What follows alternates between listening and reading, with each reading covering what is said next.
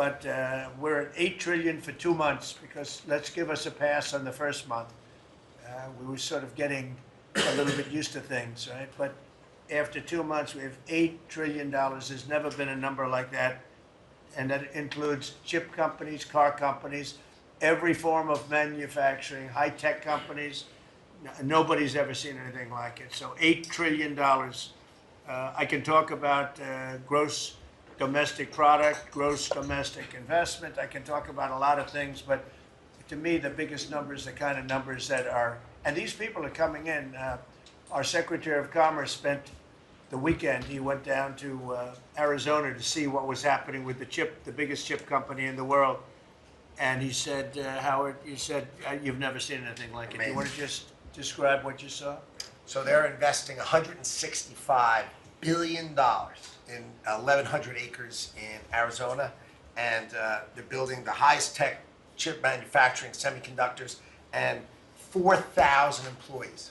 You know, American tradecraft, right? Technicians doing every kind of work. The classic foundation of America is building it. They had 14,000 people. They're expecting 40,000 people to build the rest of their plants and to employ 20,000 people for the rest of the time. This is all driven. You never saw a site like that. And this is all driven by your tariff policies. No chance this be happening without you. It's going to be about 40% of the chip market from that one section, and this is the biggest chip maker. They have 99% of the market.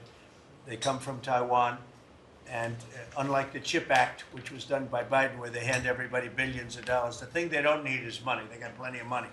What they need is an incentive to come in, and the tariffs, they're building because of the tariffs. If without the tariffs, and I like to say they're building because of November 5th, the election, and the tariffs, but I'm going to be a little more blunt. They're building because of the tariffs, and November 5th gave them the tariffs. So it's amazing when you look. And these are not companies that go out and say, well, we're going to build, we have to go get our financing. Let's go. Like we would, in New York, everybody would look, you get a building site, and then you'd look around for money, you'd look around for financing for 6 months, you'd get your financing. You'd build your building, the market would be good, you'd make money, the market would be bad, it wouldn't be so pretty, you'd have to negotiate, blah, blah, blah. This is different. These people have so much money, they don't know what to do. I asked Howard, did they finance it? No, they do it through cash. And they say that site, and they just started, they just announced it like a month ago, and they've already started. He said, I've never seen a site like it, so big. So, you're talking about essentially a $50 billion building. Now, if you build a warehouse for $50 million, that's a big warehouse, Scott. But a $50 billion building, that's a lot. They're building the electric, they've become a utility. And I'm giving them the right to become. They're going to build their own electric, they're going to build their own electricity, which they need tremendous amounts of electricity. They're going to build it themselves. Anything they have left over, they'll hook that into the grid. But the grid is old and they're unreliable and bad things can happen to grids. I said, if you want, you can hook into the grid, but that's a little bit risky. Or you can build your own electricity and become your own utility. And they, I think in all cases, are deciding to do that. So it's very exciting, and we have a lot of things going. We took over on January 20th. These are quarterly reports. We took over on January 20th. The tariffs haven't kicked in yet.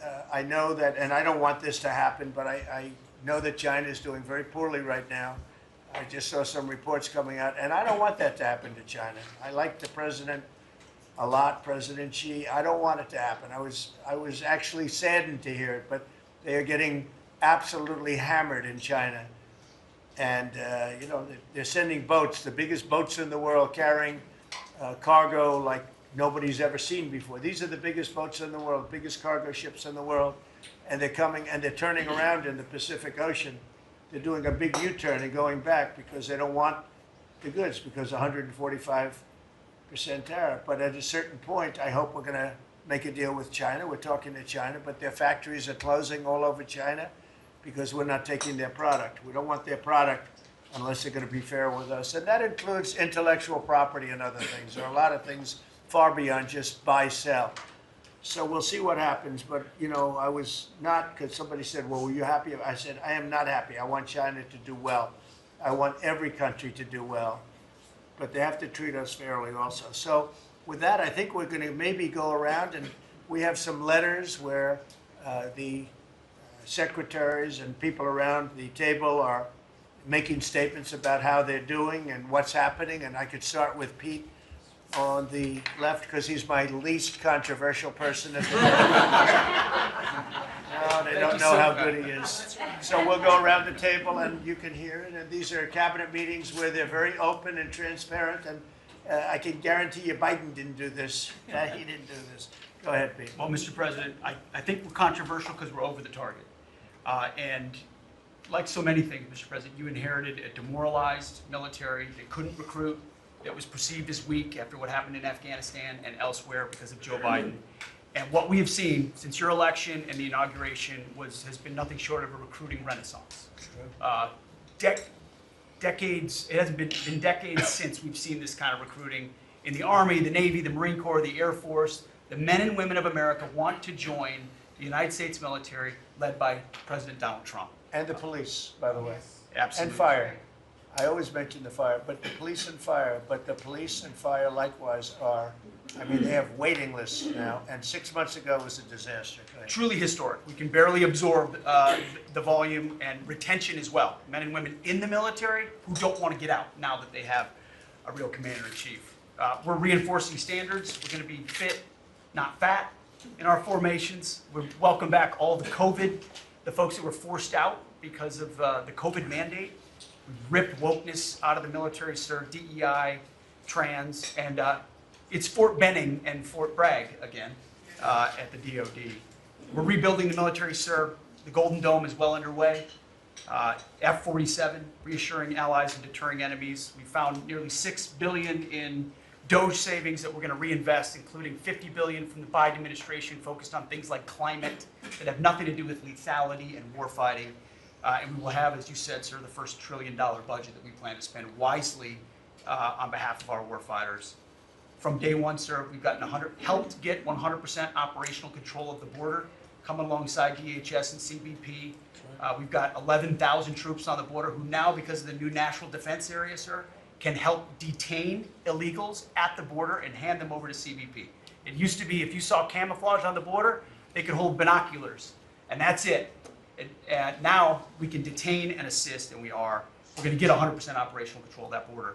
Our NATO allies know they have to step up. The Houthis in the Middle East are feeling the weight of American power, and we're deterring communist China. So because of your leadership, sir, I believe we're making the military great again. And I thank you. Thank you very much. Thank you, Pete. Howard?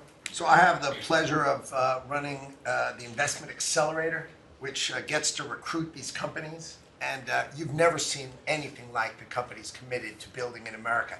Technology companies have committed over $2.5 trillion to build in America based on your tariffs, right? Sovereign countries all backing, the whole Middle East and all these countries backing their sovereign wealth funds. They all want to invest in America, and they're coming in, again, over $3 trillion committed. So just those two topics, you're at $5.5 trillion. And then you've got the whole pharma industry knows it's got to come home because America pays for all the drugs of the world. So the pharmaceuticals have to come home, right? Autos coming home, industrials coming home. So, you know, we've got to train, and your great Secretary of Labor together and Secretary of Education together, we're going to train the workforce to build America. It's unbelievable. We've got so much, as I travel around, the attention on the Trump Gold Card. I mean, it makes me very popular. Last night, I was out to dinner, and someone came up and said, can I buy 10? And how do I buy 10? And I'm like, that's pretty good. It's $50 million for dinner. So, you know, I was paying for my dinner. The External Revenue Service, right? You've got the tariffs and the hundreds and hundreds of billions of dollars coming in to build the External Revenue Service. That our objective, of course, is to replace the Internal Revenue Service and let those outside countries trading with us, let them pay their fair share to America. And then, of course, you got rid of de minimis. And what happened is these foreign countries were sending in little packages for free and knocking out our mom and pop businesses across America. You put an end to it, and you're going to rebuild the mom and pop and the small business of America. You're their president, and I'm proud to support you. It's very important. De minimis. It's a big deal. It's a big scam going on against our country, against really small businesses, and we put an end to it. Mr. President. Please. So, CAFE standards, we have the fuel economy standards on vehicles that are going to go to 50 miles per gallon. We are going to rewrite those standards, bring it down to something that's far more reasonable. Elon's fine with that, I hope. But it's going to drive down. It's going to drive down the price of a car in America, making cars more affordable for families. Also, Biden had the social cost of credit when we build infrastructure, roads and bridges, adding 3 to 5% on infrastructure costs. We've gotten rid of the social cost of carbon, driving down the cost to build roads and bridges across the country. We have what is called follow the law. So we have so many states and municipalities that don't follow the law. So whether it's DEI, discriminating against Americans, whether they give illegals driver's license, or they're sanctuary cities or states, if you don't follow the law, if you're giving license to illegals, if you're having DEI policies, we're not going to fund your projects. So you got to certify in your state or in your city to get road and bridge money or rail money that you're actually following the law, which includes executive orders from you, Mr. President. We're cutting back funding. We send research money, Mr. President, to universities to do research on more equitable and sustainable transportation systems. Projects that'll use data and public opinion to inform policy and infrastructure and technology benefiting diverse communities, including women and gender non-conforming people. Just stupid wastes of money. We're pulling that money back from universities. We should do good research if we're doing research in universities. And then one last thing, air traffic control. We don't have enough air traffic controllers. We're about 3,000 short. We're working on an agreement with the union, so when controllers become retirement eligible, we're going to cut a deal to try to get them to stay longer, to stay in the tower. And then we have a plan to put more butts in seats in Oklahoma City, so we can get more students through the academy and into towers as well. It's going to take us a while to do that, to train them up, but we're in the process before our 4 years are done. Well before that, we're going to be at full capacity.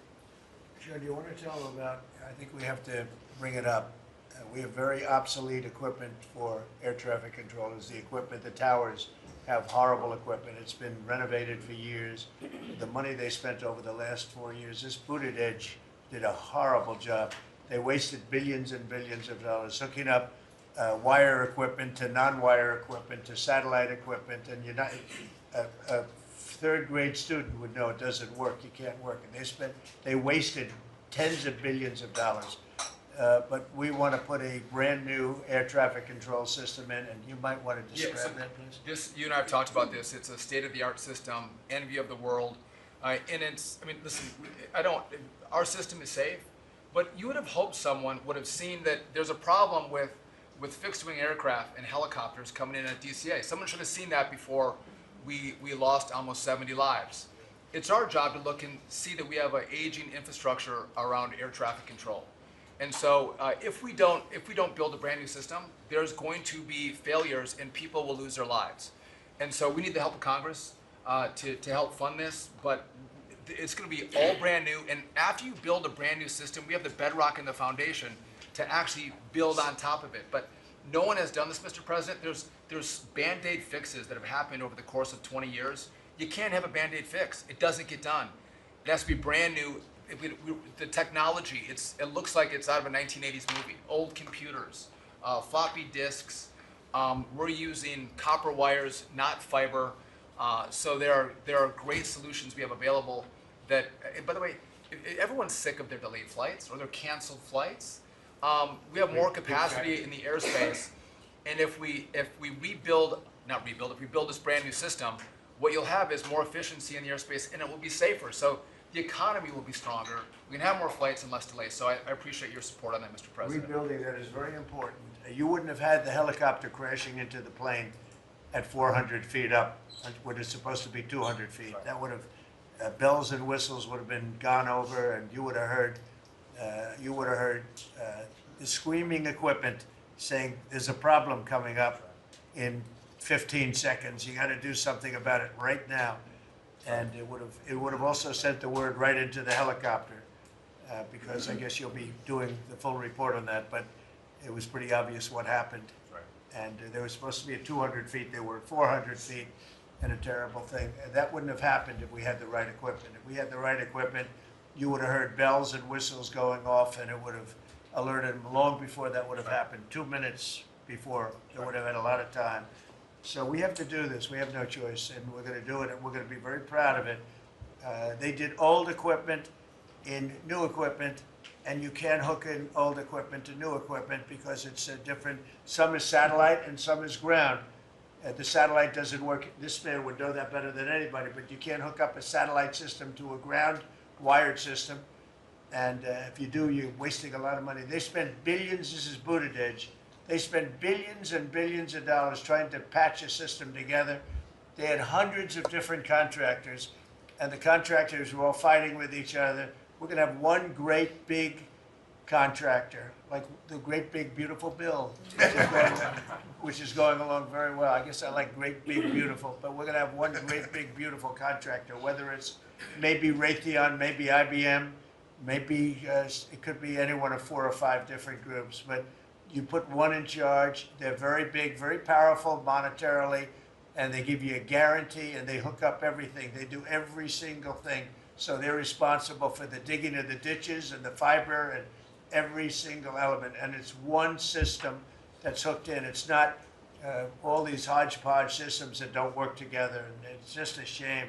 I mean, it's basic construction, but it's complex stuff. And there are a few companies that do it unbelievably well, and we're going to have that. So good job, John. I know that's your big project. And Mr. President, no one has done it because it is complex. It's hard to do because as you're building a brand new system, you have planes taking off and landing. And so because it's complex, no one has done it, and you've given the directive and the support to make this happen. So Well, thank you. ours is going to be an all-new system. It's going to all hook up. It's going to be the same tower is going to have the same equipment, and all towers all over the country, all over the world actually, mostly, are going to be hooked in together. And when there's a problem, when planes are too close, you will hear a sound that's very ear-shattering, and I've heard it, and it's amazing. I mean, honestly, it's amazing. It's real genius stuff, and we didn't do that. What we did was just waste money. You could have just thrown it right out the window. What they did in this last 4 years was disgraceful. Whether it was the border or this, you can name 100 different things. The worst administration ever. Okay. Thank you, Mr. President. Thank you. Hey, Mr. President. Secretary? Thank you. Yeah, Mr. President, thank you. And I think one of the things that I want people to understand about the VA is we're part of the national security interests you have, and you've laid the groundwork for that with leadership and making sure that with the Secretary of Defense and myself, we take care of veterans on 2 ends, one when they come in and one when they've served and they've earned the benefits that we have. And one of the things is if we're not doing our job on our end, then the recruitment and all goes down on the other end because we have a full spectrum. That's what leadership is about. What we found, speaking the last 4 years, is we found an administration that wanted to throw money and people at problems, but they didn't want to put leadership in. They just put money and people at it, and we saw wait times stay the same. We saw issues of suicide rates, death by suicide, not change. We saw our homelessness issue barely go down. We saw disability claims skyrocket when you took place over 250,000 back dislodged, which we're already bringing down almost 40,000 so far just in the last couple of months. But we've also put back what you, and I was in Congress when this happened, and I was glad to see it. The Mission Act is back front and center at the VA. We're actually doing community care. We're actually giving the veteran the choice that they've earned and they've deserved, whether they can get their VA care inside our facilities or in the community. It's their choice. It's VA care. We're going to give them the highest quality care wherever they want to go. Also, we're expanding out options for treatments and others for those that are new. We're experimenting and looking at new counseling ideas, all new drug techniques that we can help with PTSD, TBI, the things that are affecting our veterans right now. But also, we've taken the leadership to take people and bring them back into work where they're actually communicating. They're back in our offices. We put thousands of people back in. We're processing more claims daily than we were in the last little bit, hit 1 million before has ever happened, and we're actually bringing it down. And I've actually taken our deputy secretary, and he is actually handling a strike force now to bring down that disability claim, plus our regular work that we're having done.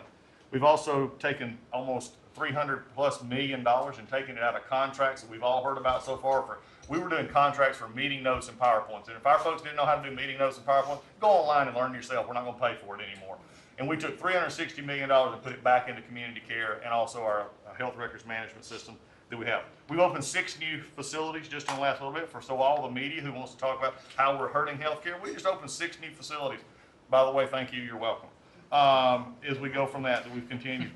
We've also took $11.6 billion in ceiling values of contracts and terminated that we did not need, resulting in significant cost avoidance for the future, but also still maintaining the ability to take care of our patients and also our disability benefits. We've also gotten unity again. We did away with $14 million in DEI spending. We've ended gender dysphoria treatments. We phased that out. All directed, the savings from that go to paralyzed veterans and amputees. We've also continued to work toward, as you've, in anti-Semitism and also anti-Christian bias that we saw. The biggest thing though, Mr. President, I wanted to state, is you told me when you said for me to take this job, you said take care of my veterans. Well, we've done something in taking that step forward. The veteran is back first at the VA. The VA is not about itself anymore. We're not a self-feeding animal. It's about a service organization that takes care of one of the best that we have, and that's our veterans. And that one, Mr. President, we're just getting started. Thank you, Doug. How are you doing with the suicide rates? We're getting, it's tough, Mr. President. That's something that we're looking at. This is something that we've had $588 million has been spent over the last 4 or 5 years to be prevention, and yet the numbers stayed at 17 or 21, wherever you want to have it. We're now opening that back up, taking in nonprofits. We're bringing in others who have things that are actually looking at. I've worked with Secretary Kennedy and others on the idea of we're opening up the possibility of psychedelic treatment and others that give us an opportunity. We got to research it, make sure it's good, but it's opening up that possibility. And I think, again, veterans are understanding now that we're putting them first. When I go to these hospitals, they're actually coming up saying thanks. We're back in where we need to be, and we're seeing a workforce development. So suicide is going to come down. It's also going to take some transition stuff that your Secretary of Defense has been very helpful on. We've got to transfer them out of the military so they come to us better, but we're working on that. Thank you. Jameson? Mr. President, it may come as a surprise, but this has been the busiest 100 days in the history of the office. In history. In You know, this is the biggest deal ever done. If you sold IBM, ExxonMobil, and 5 other companies together, it's peanuts compared to what we're doing. This is the biggest deal ever done financially in the history of the world. And I think we're doing great. You're going to see some big, big results. Go ahead. And I'll just say something that Secretary Duffy said in his context, because it's complex, no one has done it. So this is something, a reordering of global trade that hasn't happened since the end of World War II.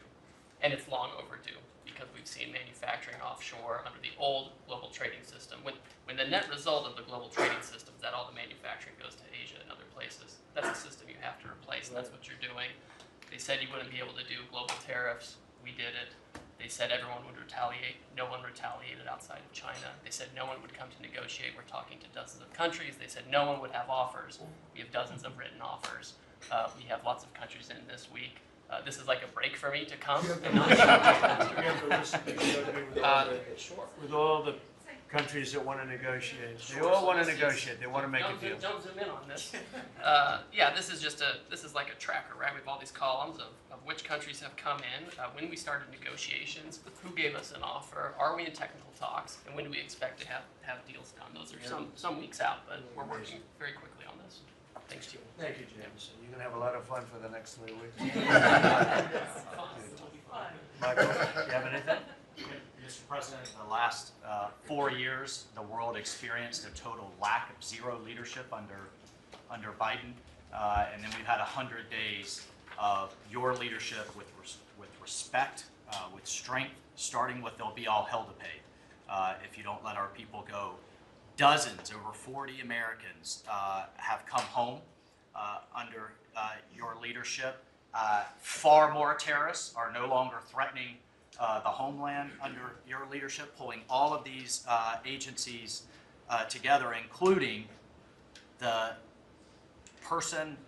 evil individual responsible for the Abbey Gate bombing, and to sit with the 13 Gold Star families, and you showing that follow-up and that justice has been incredible. But pulling this great team together, Mr. President, everything from revitalizing shipyards to cyber to space, that takes this entire team working together. It's an honor to serve you in this administration, and I think the world is far better, far safer for it. Thank you very much. The Applegate is really important. This was a horrible thing. Destroyed the image, frankly, of the Biden administration. What happened there was a disgrace. It should have never happened. And Pam is working very much on prosecuting that person. We have the person, and he'll do well. I have no doubt about it. Thank you very much, Michael. So the CIA, I don't know, Ratcliffe, I don't know if he's going to say anything. He's probably the one person here that's not allowed to talk about the great job he's done, but go ahead anyway. Mr. President, as you know, at your direction, the CIA has deployed our unique covert action authorities in various places and continents to successfully advance your national security and foreign policy priorities, to advance peace, to end wars, to take terrorists off the battlefield, and to keep illicit drugs from coming into this country and harming Americans. Unfortunately, as much as I would love to detail your accomplishments in that regard, we can't do so in front of this crowd. But you and I both know, Mr. President, that you have had a profound positive impact on America's national security posture, and Americans are safer because of your leadership. What I can talk about publicly is, as has been mentioned, the CIA provided the intelligence that led to the apprehension of the Applegate bomber, who is now being prosecuted by our great Attorney General and providing a measure of justice to those 13 families that suffered as a result of that disastrous Afghanistan withdrawal during the last administration.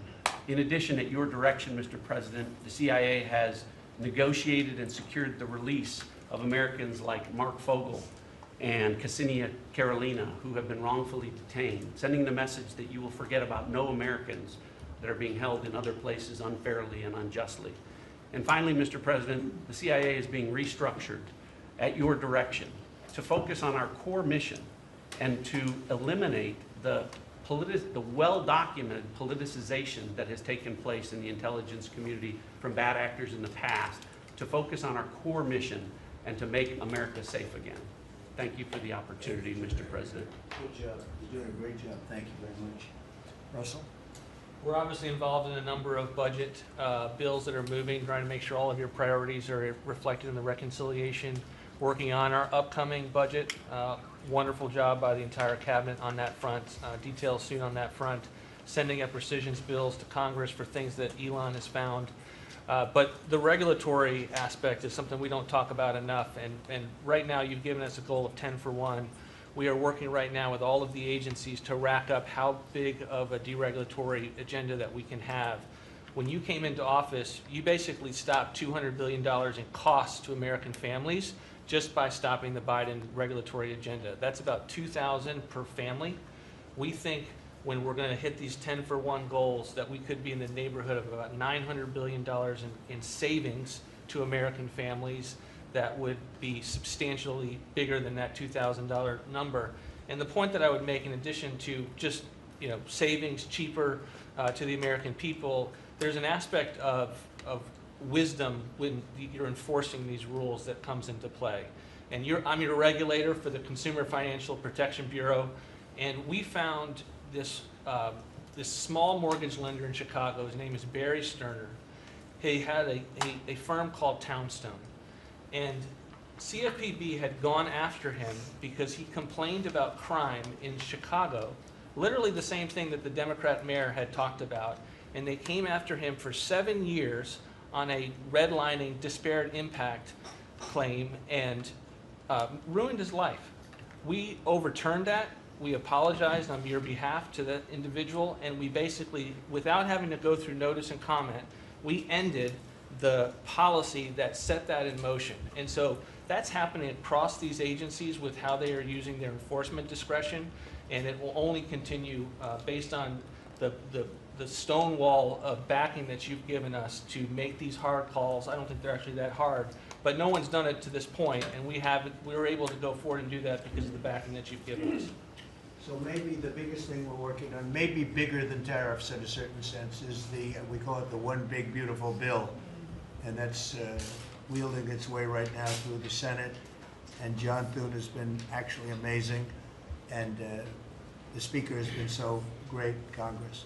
Mike Johnson has been really, two guys that, they get along great, and it's just been a beautiful, unified attack, really, because we have to attack because the Democrats are trying to stop it at every turn.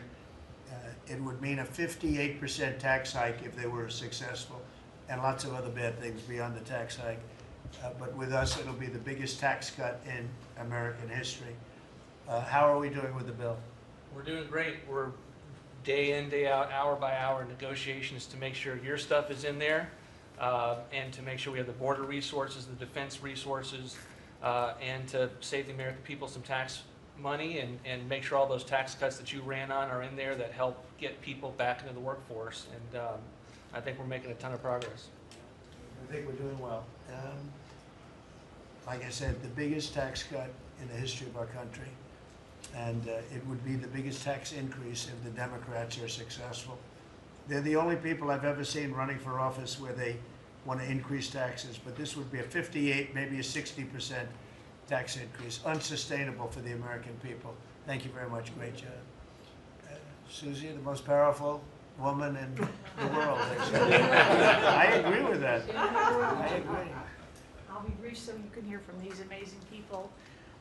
Congratulations to everyone on 100 days. That's been it's unparalleled in my memory, and best I can tell, ever.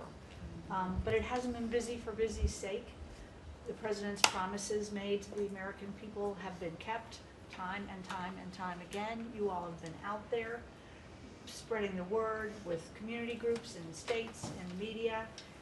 It hasn't gone unnoticed, and let's work hard to the next 100 and have equally as much success then. Thank you. And you've done a great job, Susie. I think everybody agrees. Yes. Yeah.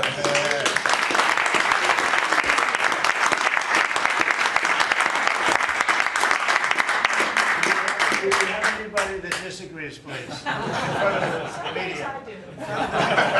Please raise your hand if you have the courage to do so. Anyway, go ahead.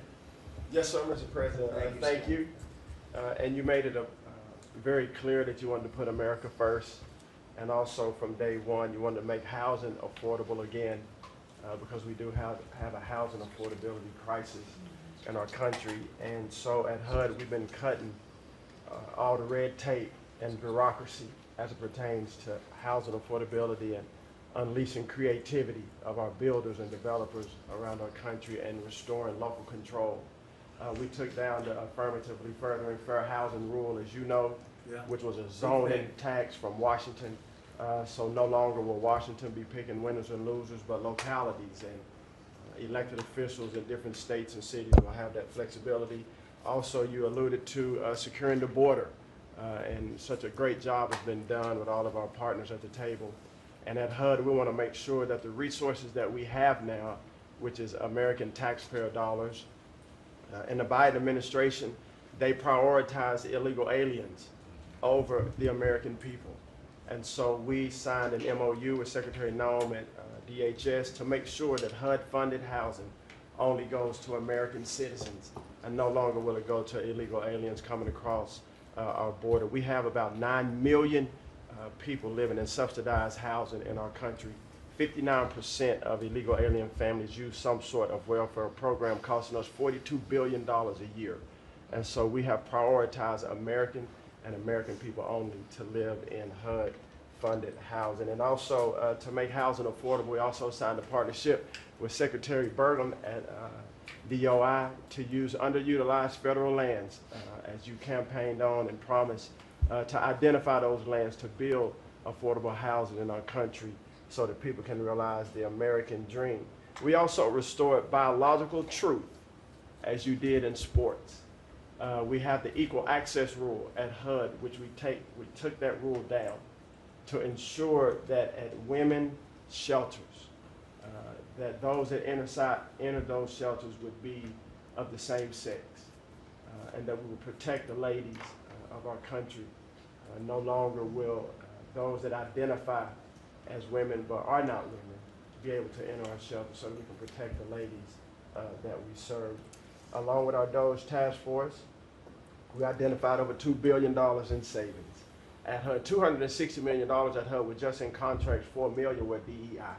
And so we took those contracts down and de-obligated and sent back $1.9 billion back to the Treasury for the American people. Again, we want to be good stewards of the American taxpayer dollars. And so, Mr. President, thank you for your leadership in this. And we have a tremendous team at HUD, and I'm so grateful to be part of this team around this table to take care of the American people. And I consider it a great honor and humble to do so. Good job. Yes, sir. Thank you. Yes, sir. Appreciate it. Look. Well, I'm not sure if anyone's heard, but the price of eggs is down. I know it's news. Listen, sir, today on, as we celebrate the 100th day, I think that it's just such a joy and an honor to continue to do this work, so thank you for that. We have been obviously very focused on the cost of groceries, specifically eggs led the way, as you have so eloquently discussed over the last few months, and we're holding tight on a very significant decrease, which is great, and investing where we need to there. As I mentioned before the press came in, we have had a massive issue with Mexico on water, getting water to our farmers along the border for decades. When I worked in Texas 25 years ago, we were fighting with the Mexican government over the water then. You got involved about 2 weeks ago. That evening I started conversations, and as of just a few days ago, thanks to Secretary Rubio's great deputy secretary and I have been negotiating, and we hit the best deal I believe in history on behalf of our farmers, and thanks to your leadership and your strength on that. And that's a really big deal long term for those farmers in the southern part of the country.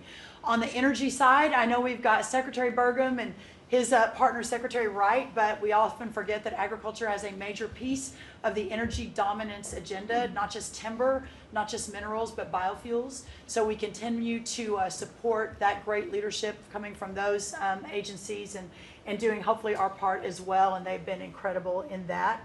Our farmers have been hurting under the Joe Biden administration. There was a 30% increase in the cost of input, so the cost of doing business for these farmers over those 4 years. When we left the White House the first time 4 years ago, we had a $0 trade deficit with our agriculture products. After 4 years of Biden, that hit $50 billion because they just didn't make an effort. And so obviously that's $50 billion less dollars at a time of very thin profitability for our agriculture community. So the Congress passed because the last administration didn't get a farm bill done either, the farmers were hurting there. So Congress stepped in. I say all that and basically said $10 billion to move out. USDA, fastest in history, that money went out to those farmers that couldn't make plant their crops. And so I'm really proud of that, and you'll hear a lot of that from the farmers today, that this USDA is moving more quickly than any ever before. And we're not organizing money based on the color of skin and other ways, which was how the last administration was moving out. We have canceled $6 billion in contracts thanks to our great friend Elon Musk and his Doge team. A lot of those were DEI, gender, studying transgender mice. Who knew? The racism in pest management, we've canceled all of it. We're going through a major restructuring. USDA is one of the biggest agencies. It's sort of a catch-all, and we're really downsizing and aligning around putting farmers first, which is really important. A big part of USDA though is food stamps. It is perhaps one of the largest, if not the largest, welfare program, and it's a supplemental nutrition program. Secretary Kennedy and I have been working very closely. We were in Texas yesterday talking about nutrition and agriculture. You can't make America healthy again without your farmers and your ranchers as your partner. So ensuring that our food stamp program and those at the bottom end of the socioeconomic ladder really have access to nutritious foods as we're facing an obesity crisis and a chronic disease crisis, which I'm sure Secretary Kennedy will touch on. And the final thing I'll say is this morning, Secretary Noem and I, together, and I brought a picture because I think this is important and it goes to why we're here. This is a South Dakota ranching family named the Mods. They are a fifth generation ranching family. Charles Mod, in his 30s, bought the ranch from his granddad, I'm going to show the press, when he was 17 years old. Those beautiful children, Lyle and Kennedy, his wife Heather. Under the Biden administration, they had, of their several hundred-acre operation, they used about 20 acres and had a fence that had been there since 1910 when their family took over the ranching operation. There had never been really any problem that had been brought to their attention. Perhaps there was a minor dispute over, again, 20 acres. This family was indicted, prosecuted, threatened with jail time, told to find guardians for their children over a fence line dispute that the Biden DOJ pushed forward. So this morning, on the steps of the U.S. Department of Agriculture with Secretary Noem, who was their governor, as the governor of South Dakota, which is where these great people are from, all charges, criminal charges, were dropped, and really appreciate the Department of Justice. It was a really big day as we sent the signal that the over-criminalization and using government, and you know this better than anyone because you were in the crosshairs for so long, that those days are over and the regulation through prosecution is no more. And so this family is one of many that we'll now be talking to ensure that never happens again. Thank you. Thank very much. you. Great job. Please, Scott. Sir, it's been a momentous 100 days with you at the helm, and I view this 100 days as setting the table for peace deals, trade deals, tax deals. So the next 100 days will be harvesting. You've created negotiating leverage and leadership that are going to yield remarkable results. Energy costs have plummeted. Mortgage rates are down, food costs are moving lower, and American families are finding their financial footing again. I had a group in today. America, under your leadership, is on the verge of becoming an AI superpower, that our economy had become barbelled. We had high tech and finance on one side, natural resources led by energy, which the previous administration tried to kill on the other, and you're filling in between with precision manufacturing that we're going to be bringing back through good trade policies, good tax policies. Under the Doge at Treasury and the IRS, cost, tech support, and efficiency have increased.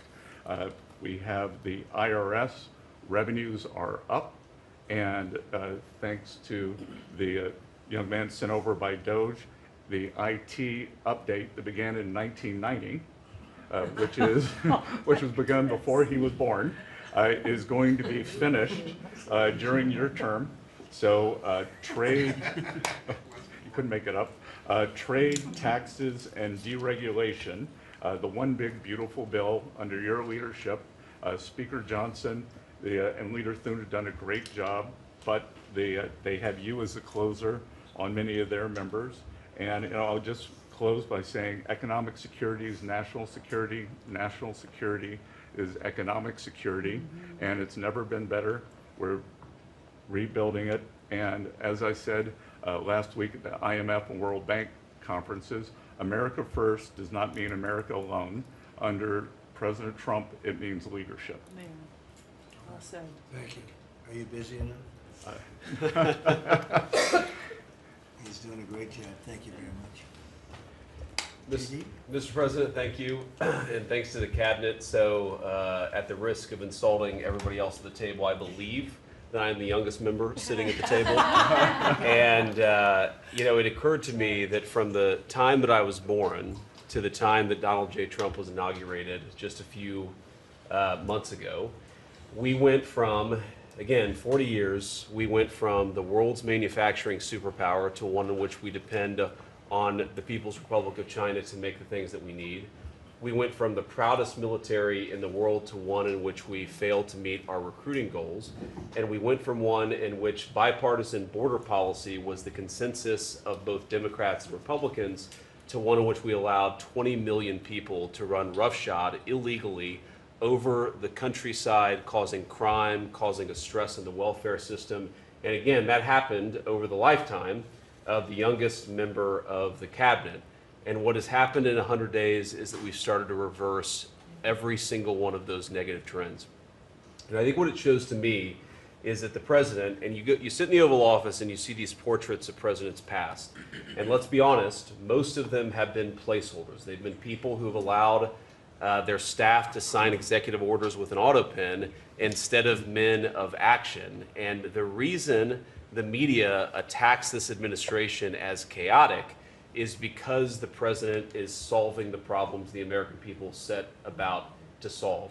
He's actually doing the things that he promised that he would do. And Mr. President, it's been an honor to be part of it for the past 100 days. And let me just make one other observation because it's interesting. I've seen the data, I've monitored it, I've looked at it, but the most underreported fact of the first 100 days is that we came in with a massive recruitment shortfall. And in 100 days of Secretary Hegseth and President Trump's leadership, we now have people breaking down the doors to join our military. To the media assembled here, it's a really interesting question.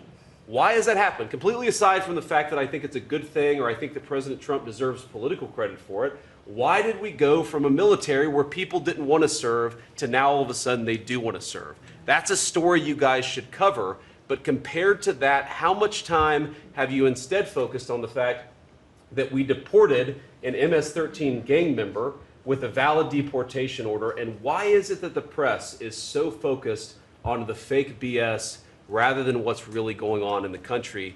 I think that what we've shown, sir, is that you can do a lot. You can do a lot in 100 days, but you've also unfortunately revealed that too much of the American media hasn't learned the lessons of the past 40 years. Thank you, sir. Thank you. Thank you. Pam? President, your first 100 days has far exceeded that of any other presidency in this country, ever, ever. Never seen anything like it. Thank you. Your directive to me was very simple: make America safe. And despite that, we've still been defending over 200 civil lawsuits filed against you. On top of everything else, I think I'm representing every one of you in this room in some capacity. And no, you will not be arrested by the U.S. Marshals. Over 200 lawsuits, over 50 injunctions, and now we've got multiple cases in front of the Supreme Court, and we will succeed, and we are doing great in front of the Supreme Court, President, and we'll continue on with that.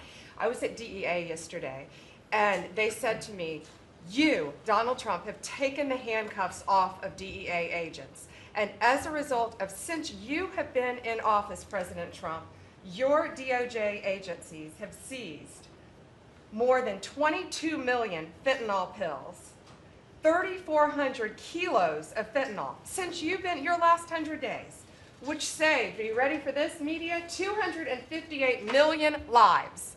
Kids are dying every day because they're taking this junk laced with something else. They don't know what they're taking. They think they're buying a Tylenol or an Adderall and a Xanax, and it's laced with fentanyl, and they're dropping dead. And no longer because of you, what you've done.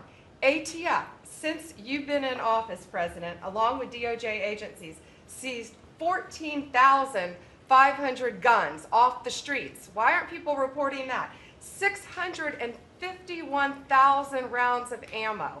That's up 151% from 2024.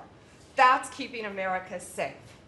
We've rescinded death penalty. We are now seeking the death penalty on cases. I'm signing death warrants. We are going after terrorism. We are going after arsonists.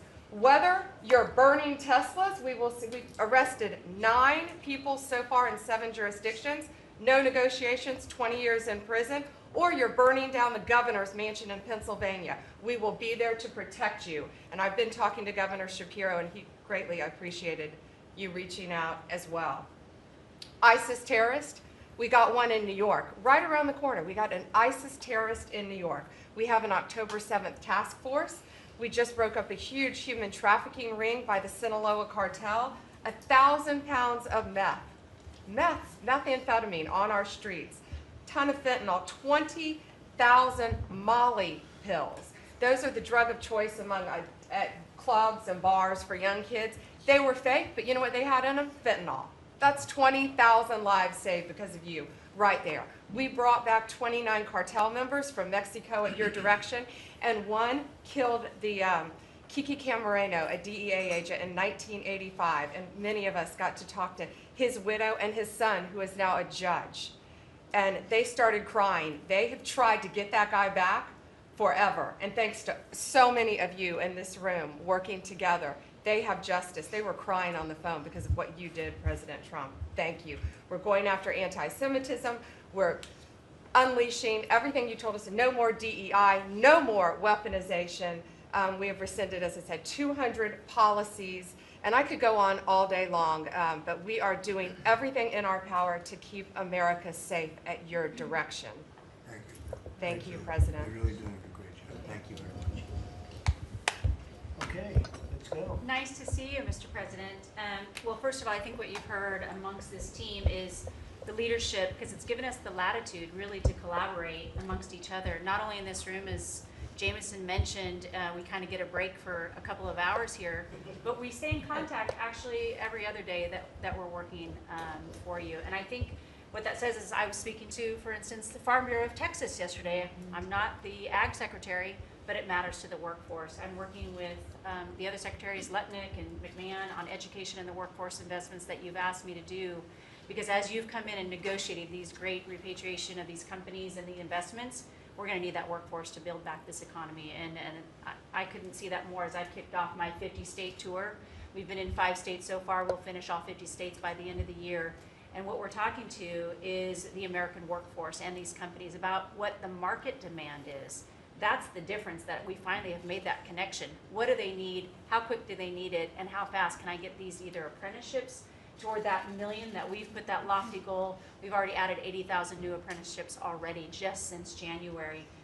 So at the Department of Labor, that tour is kicked off, and I couldn't be more honored to be on the ground and see my colleagues that we're passing in the skies, but we're on the ground together because we're all collaborating together. One of the things that we're talking about, illegal immigration, I have put states on notice. I warned all 50 governors that if they continue to reward illegal immigration by treating unemployment benefits as a handout, they're going to lose their federal funding as well. We can no longer continue to give unemployment insurance to illegal immigrants, and so I've let those governors, and I sent out that letter last week. We also eliminated discriminatory DEI offices within the department, specifically the Office of Federal Contract Compliance Programs. Most of our federal contracts were really just to focus on DEI enforcement. We were really punishing a lot of these companies. If they weren't compliant, they weren't going to have a federal contract. We've let go of that program completely. $4.4 billion in unspent COVID funds came back to the Treasury from the CARES Act. Billions were collecting thus in these coffers, in the state coffers. We've asked for that money back to return to the Department of Treasury. We saved $250 million by canceling America Last, is what I call it, foreign handouts, including funding for things like transparency and accountability for Uzbekistan cotton industry. It doesn't make sense that we're funding, these foreign, and thank you to DOJ and to the government efficiency of what we have found with the fraud that we're seeing. I mean, some of these things are so ridiculous, you can't believe it. No, I write them down and I read them Uzbekistan more than once, cotton like this county farmers? should. Yeah, it doesn't make It sense. sounds like a comedy sketch. That's right.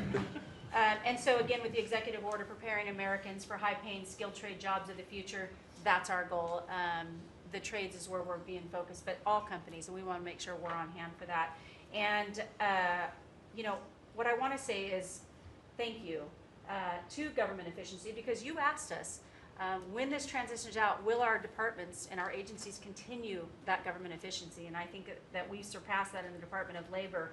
Out of our 14,000 federal employees, 3,000 have taken the DRP, and we offered it again. So over 21% have taken that offer. And we'll keep our critical workforce, MSHA, OSHA, and wage and hour, and make sure our workers stay safe. So with your leadership, Mr. President, I couldn't be more honored to serve. I know we were probably the last to know each other, but we're getting to know each other well. And the team that you have assembled is really an honor to serve with. So thank you, Mr. President. You're doing great. Thank you very much. Chris, please. Mr. President, you ran on unleashing American energy, and 100 days have shown the tremendous impacts that can arise from the unleashing you have enabled. I'll just hit a few highlights. Number one, oil, gasoline, and diesel prices are the lowest they've been in years. How does that happen in 100 days? That's a messaging. Your message that we're pro-energy. We're not against energy, we're for it. That sends a message to the marketplace that supply is easier to grow now and supply will be coming, and that's already led to tremendous savings for American consumers across the country. And we need not only more affordable energy, but we need a lot more energy. One highlight I think a couple of us have touched on is AI. This is a new emerging critical industry that's very energy intensive.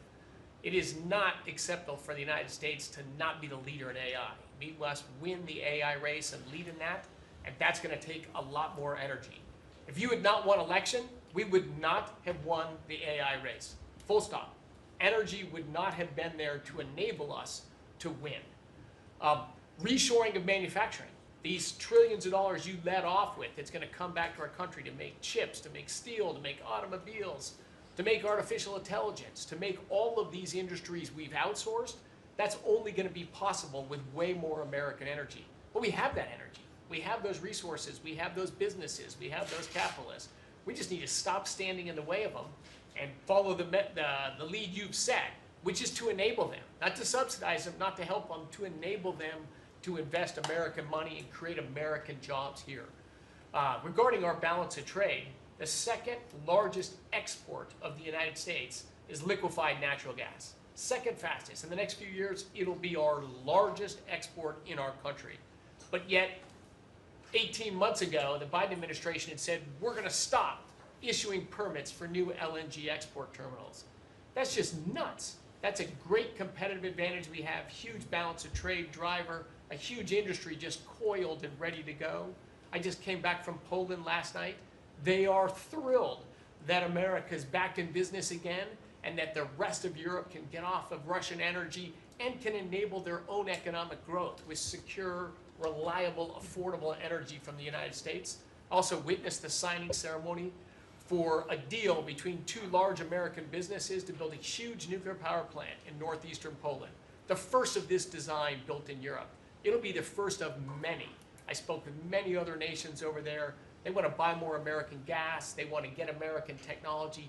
They want to have a partnership with us. And they shared the message I delivered to Europe in my keynote remarks is that unleashing energy is the way you make your society safer, more prosperous, more free, and that these sort of over-the-top climate alarmism doesn't do anything to help the environment of our world, but it does impoverish people, it does reduce the security of your nation, and it makes you weaker.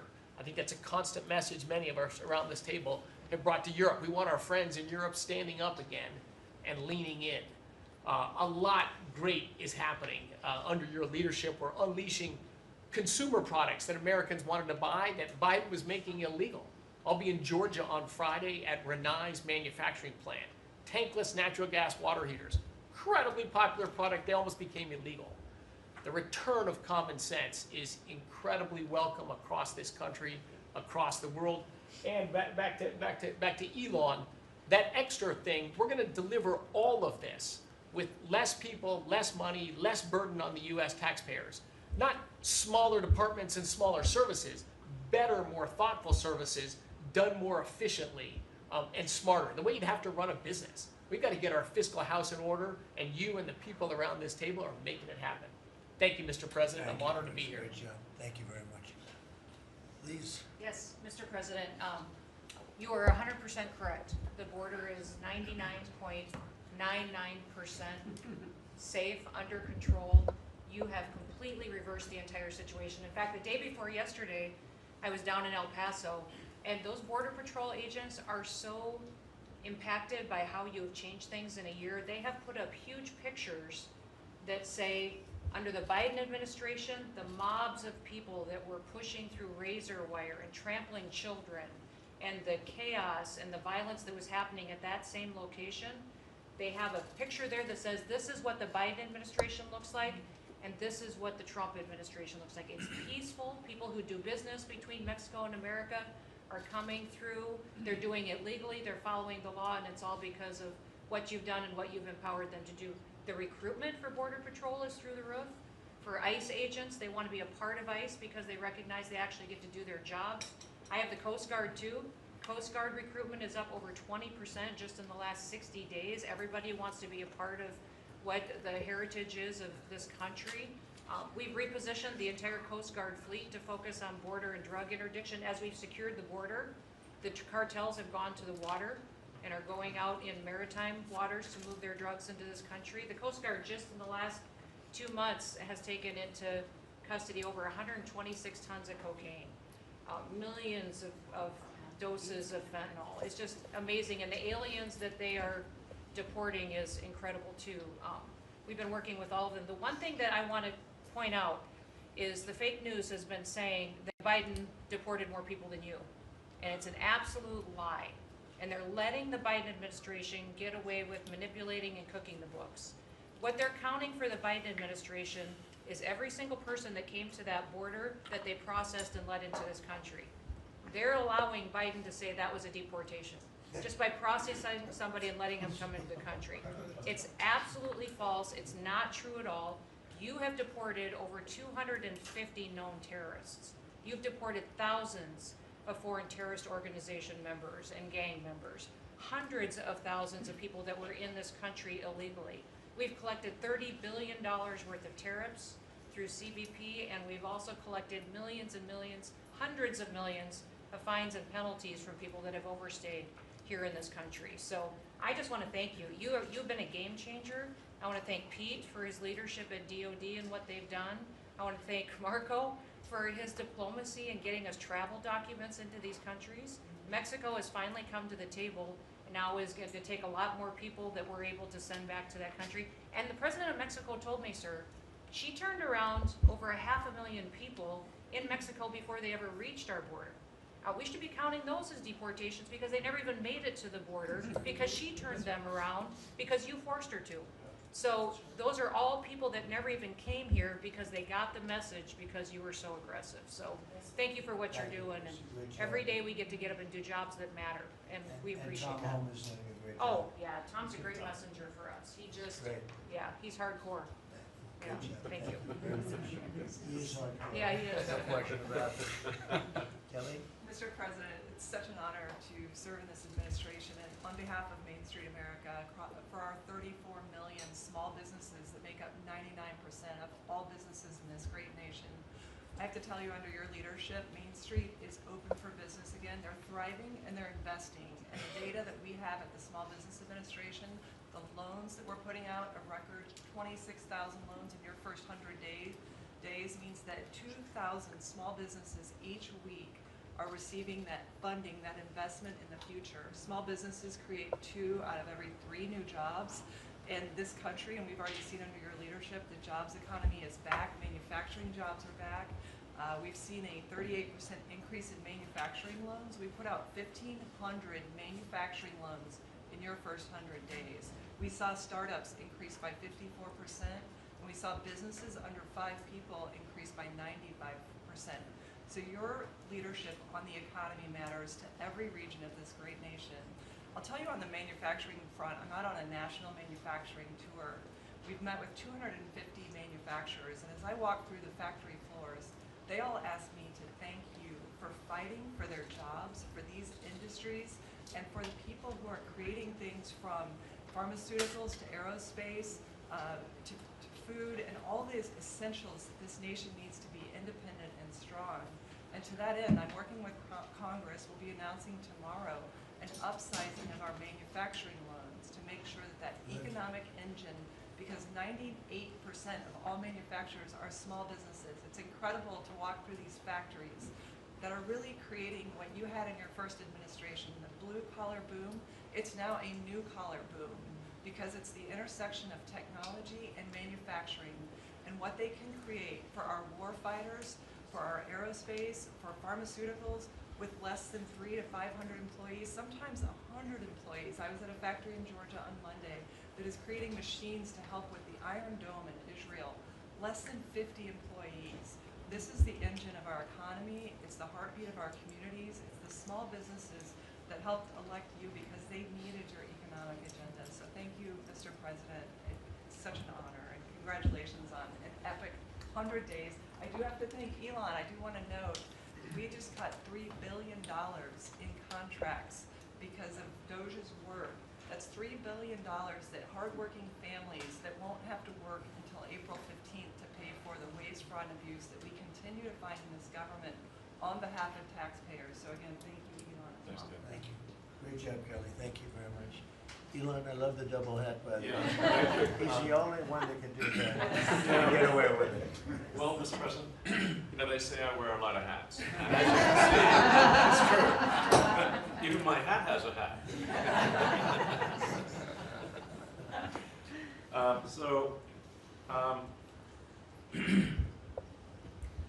You know, the American people voted for secure borders, safe cities, and sensible spending.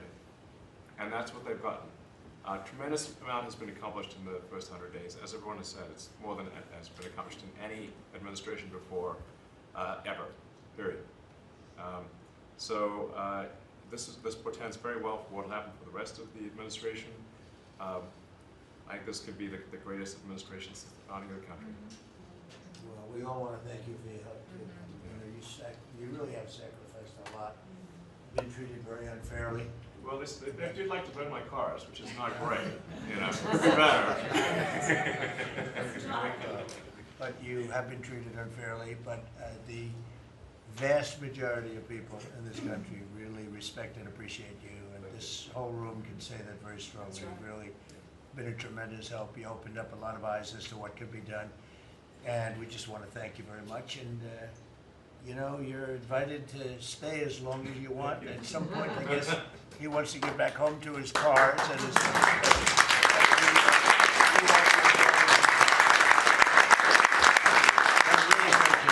You've done an incredible job. $150 billion. Think of that. Yeah. It's 160 now.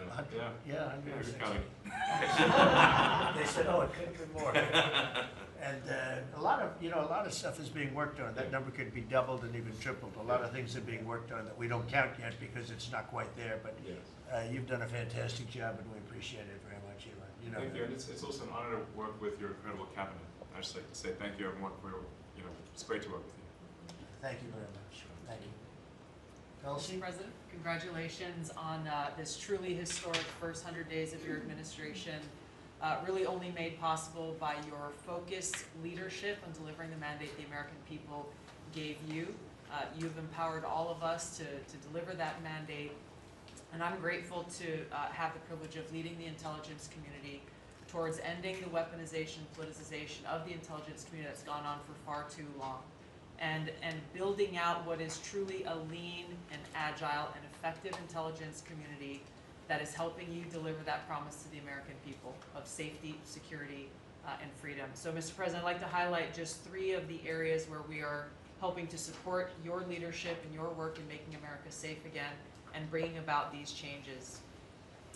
First of all, because of your designation of cartels as foreign terrorist organizations, I took immediate action with our National Counterterrorism Center to prioritize their focus on those terrorists and gang members who are trying to enter our country through legal or illegal means, and to seek out those who already are here in our country because of the Biden administration's 4 years of open borders. We've been working very closely with your great Attorney General's team at the DEA to get these known cartels into our systems, to be able to stop them at the border, and turning over names to Department of Homeland Security and the FBI to be able to find those who are already here in our country. Just the other day, we found 700 alien terrorists who have ties to MS-13, Tren de Aragua, and the Sinaloa cartel. Just yesterday, our NCTC identified almost 600 individuals with ties to other terrorists who came through our borders illegally, claimed asylum, and under the Biden administration were paroled here within our borders. Secondly, Mr. President, like too many organizations in the federal government, the ODNI has become very bloated with too much waste and abuse going on within the organization. We've done a few immediate steps. We are doing more. The ODNI is 25% smaller and more lean today than it was when I walked in the door and when you took office. Secondly, we have just this morning actually shut down a human capital office. As soon as you issued the executive order to stop all DEI activities, we did that, shut down the DEI office. We discovered this human capital office that was essentially a slush fund for DEI initiatives, hidden under the guise of human capital, that closed down this morning, saving taxpayers $150 million. We'll soon be announcing an additional $2.6 billion in savings with other programs and contracts that do nothing to ensure our national security interests. And lastly, we're working every day to hold the deep state accountable, to end the politicization, weaponization of the intelligence community. This past week, I sent 3 criminal referrals for illegal and unauthorized leaks to the media of classified intelligence for prosecution. We have 11 more that are under investigation. We've revoked, at your direction, 67 security clearances, and we continue the work of declassifying documents, as we have already around JFK assassination. We have more coming for the assassination of Bobby's father, Senator Kennedy, and MLK assassination. And we continue our extensive investigations around exposing the very serious issues we have related to election integrity, illegal abuses of FISA, Crossfire Hurricane, and others. Mr. President, under your leadership, we are working every day to bring about that transparency and accountability that the American people deserve. So thank you for the opportunity. Great job. Thank you very much. Lee? Mr. President, at the Biden EPA, the Green New Deal was raging. At the Biden EPA, we saw billions of tax dollars burning. At the Biden EPA, we saw industries suffocate. But at the Trump EPA, the Green New Deal is dead. At the Trump EPA, we know that we can both protect the environment and grow the economy. I have 13 pages of accomplishments from our first 100 days in here, and in it, part of it is 100 environmental accomplishments at the Trump EPA. You don't have to take my word for it. We released it to the media this morning. Every single day that President Trump is in this office, there will be a major environmental accomplishment every single day of the Trump administration. At the Trump EPA, we're also launching what is the largest deregulatory action in the history of the country. We're going to be giving our director of the OMB a whole lot of work because we inherited a big mess from the Biden EPA. And working with Elon and Doge, I've canceled now $22 billion worth of grants. Now today is a special day for many reasons. The biggest reason why we're here is that this is the 100th day of the most consequential, historic first 100 days in the history of this country. Today, while we're here, the House of Representatives is voting on Congressional Review Act bills, considering the EPA waivers that were given to California's tailpipe emissions, where California set their own standards. But there should be one national standard, and right now, Congress, on the House side, is going to be voting on that today. On a personal note, while this is a bit outside of the EPA jurisdiction, today is my last day serving in the United States Army. And I first signed up towards the end of the 90s. And I've had a chance to see a lot of national security teams over the course of the last 27 years. There has never been a national security team ever assembled that had the backs of our warriors like this national security team right now. And we have never had a president so deeply committed towards ending foreign wars instead of starting new ones. There's a reason, Mr. Vice President, why everyone is racing to join our Department of Defense. We have a Secretary of Defense who, with all due respect to our great president, would probably rather be swimming with Navy SEALs right now, be running somewhere in the Middle East with our service members. And from our Secretary of Defense to our Secretary of State, our Vice President, and more. I just want to say thank you as a veteran of our military for assembling what is the greatest national security team that I have ever seen in my 27 years associated with the United States Army. Has Pete signed off on this retirement leave? Is that? Welcome to the end.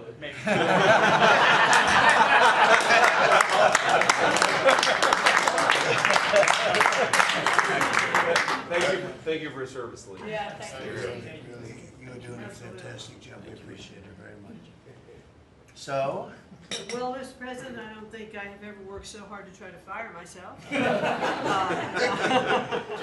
We're certainly making great strides in that. We've reduced the folks over at the Department of Education by about 50% now through our RIF program, and so we've closed a lot of the district offices, consolidated, so there are a lot fewer people working a lot more efficiently in the Department of Education.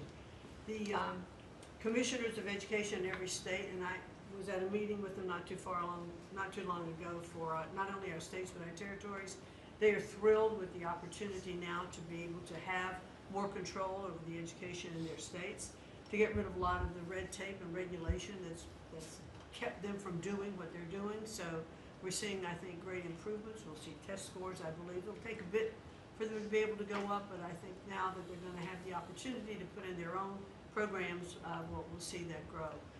At the same time, we've been focused on higher education for our universities.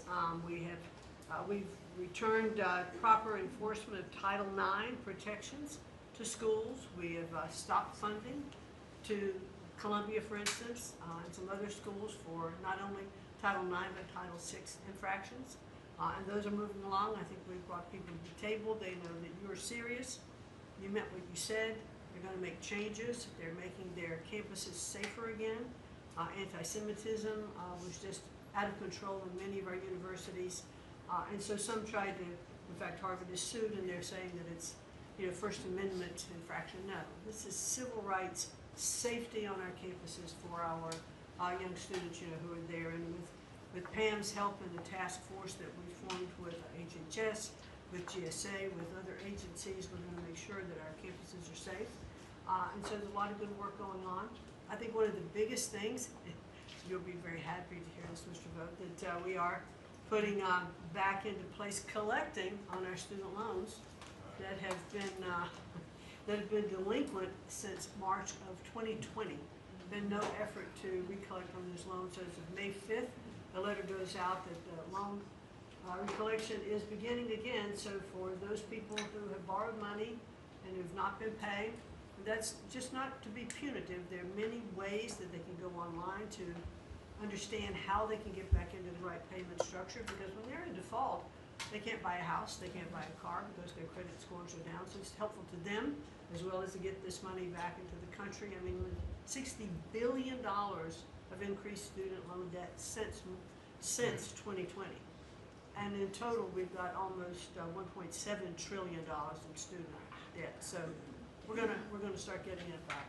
And Scott and his team have been incredibly helpful. We appreciate that so very, very much. And so a lot's going on at the department. And what I would really like, as I'm firing myself, I'd like for you to be known as the education president, because of the best in practice systems that we want to put in every state to incorporate AI, so that we are training these new entrepreneurs and business leaders in our country. We can't do it with the infrastructure we have in place today, so you have to be working on that at the same time.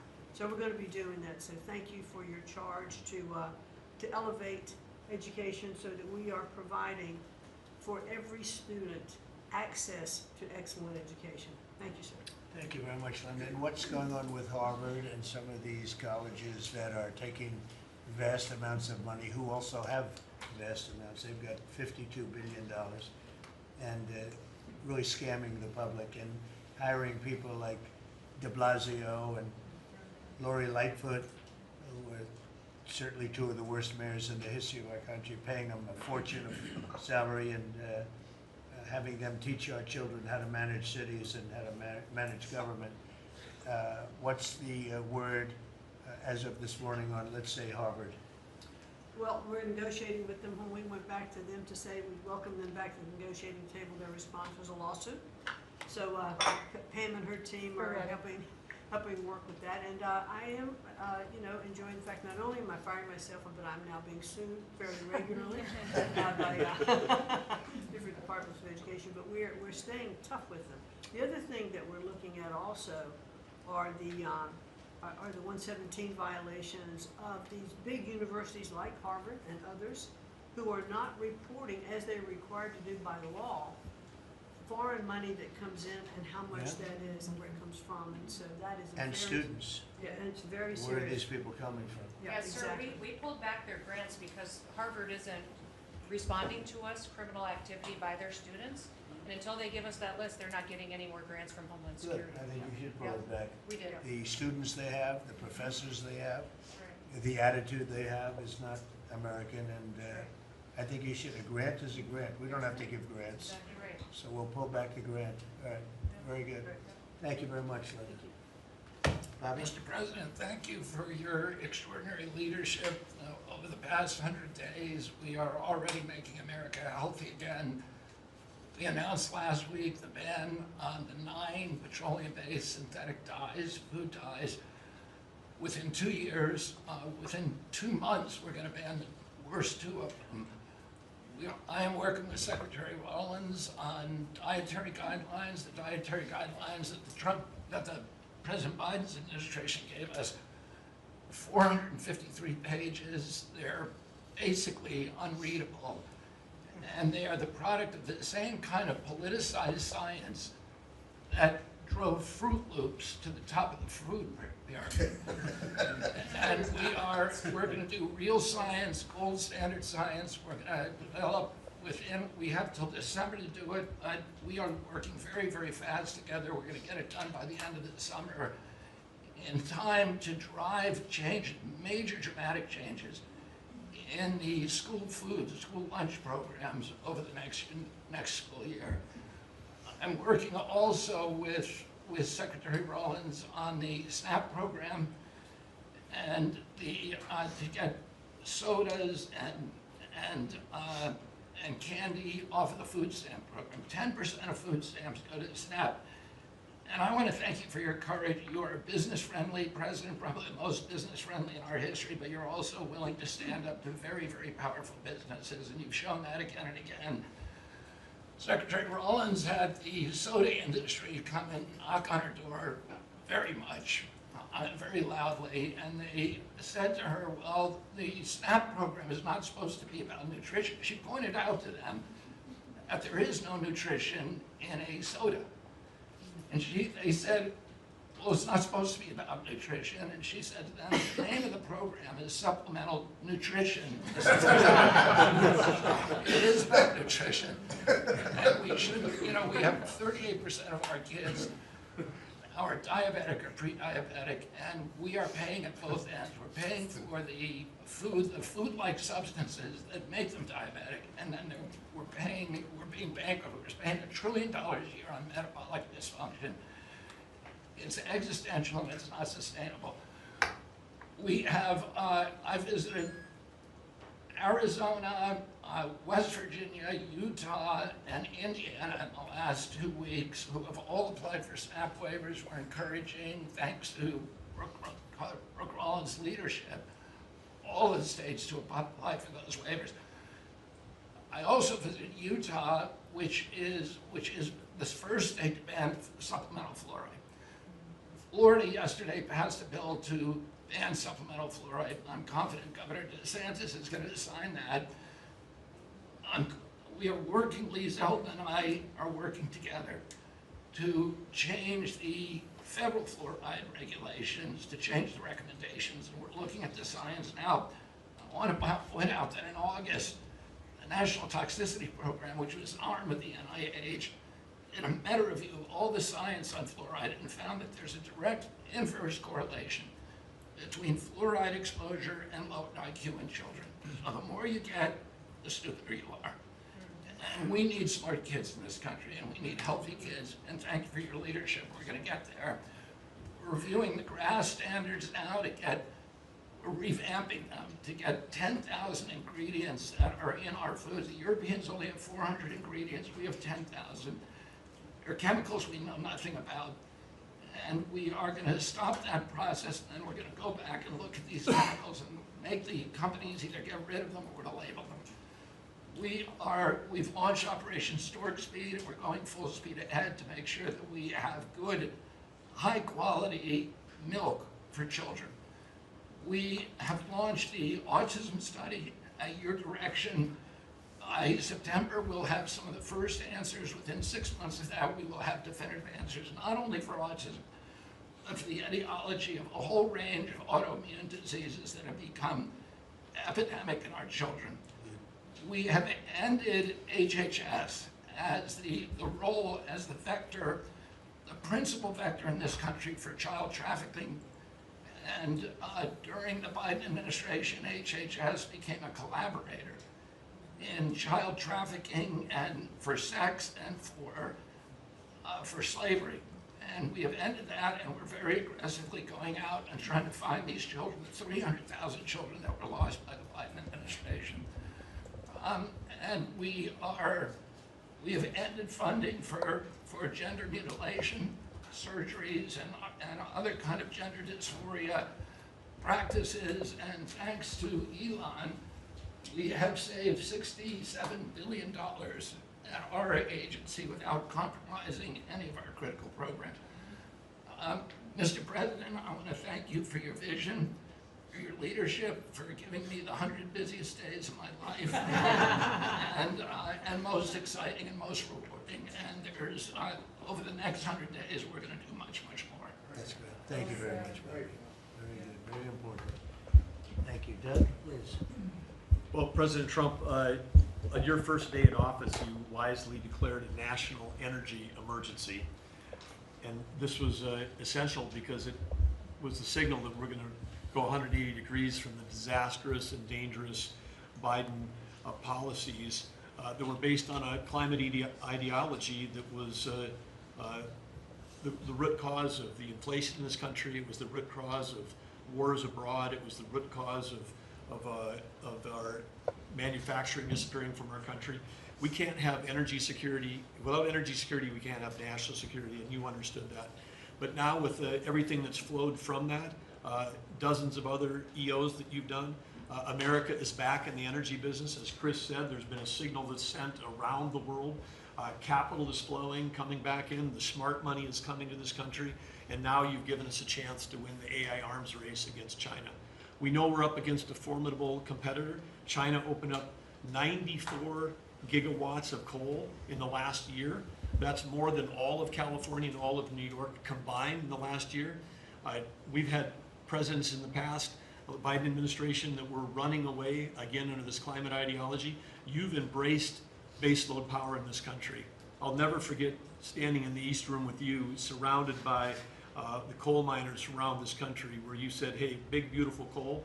As we work to try to identify the balance sheet of America, our earliest estimate is that the coal resources in America, just on public lands, could be worth $8 trillion with a T. That was all going to be taken off our balance sheet if we weren't going to touch it. But now we're back in the business. I was 1,800 feet underground in a coal mine in Alabama a couple weeks ago. They do metallurgical coal. Without metallurgical coal, we can't produce steel. This is a plant. This is a plant that would have been in a mining operation that would have been shut down under the Biden administration. What we're doing here, back in the business, we're doing leasing. We're leasing for oil and gas. We're leasing for timber with Brooke Rollins. We're leasing for grazing. We're leasing for critical minerals, which is key. And when we lease the public lands appropriately and by the law to do that, we're bringing in revenue. We're bringing in jobs. We're helping strengthen America. And so we're treating our natural resources like the American balance sheet they are. And America's resources, the 700 million acres of surface that's public, the 700 million of subsurface, the 2.5 billion offshore, all contain what we need to have self-sufficient supply chains. And so in this, we're focused deeply on critical minerals. The Biden administration put us in a real predicament right now. The whole trade team, the whole cabinet, Susie's jumping in, leadership across everybody in the National Energy Dominance Council. But of the top 20 critical and rare earth minerals that we need for defense, that we need for industry, China's controlling 85% of the refining for that. So we are running at warp speed 7 days a week to try to put ourselves back in business in that way. So, and I want to just close out by saying a couple other things. One is the border. Few people realize that 41% of the southern border is in the Department of Interior. And then we've got a few more percent that come with Brooke and with the Forest Service. But that's been a risk area. Part of the reason everyone was pouring into our country, Biden wasn't enforcing the border laws. They definitely weren't enforcing it on public lands. And so again, using tying two presidents that had a great propensity for action, Theodore Roosevelt in 1907 created what was called the Roosevelt Reservation, 60-foot strip that go from Texas all the way to the Pacific Ocean, because he was worried in some future state there might be smuggling. I don't think he was anticipating human smuggling and fentanyl trafficking, but that has been largely unused.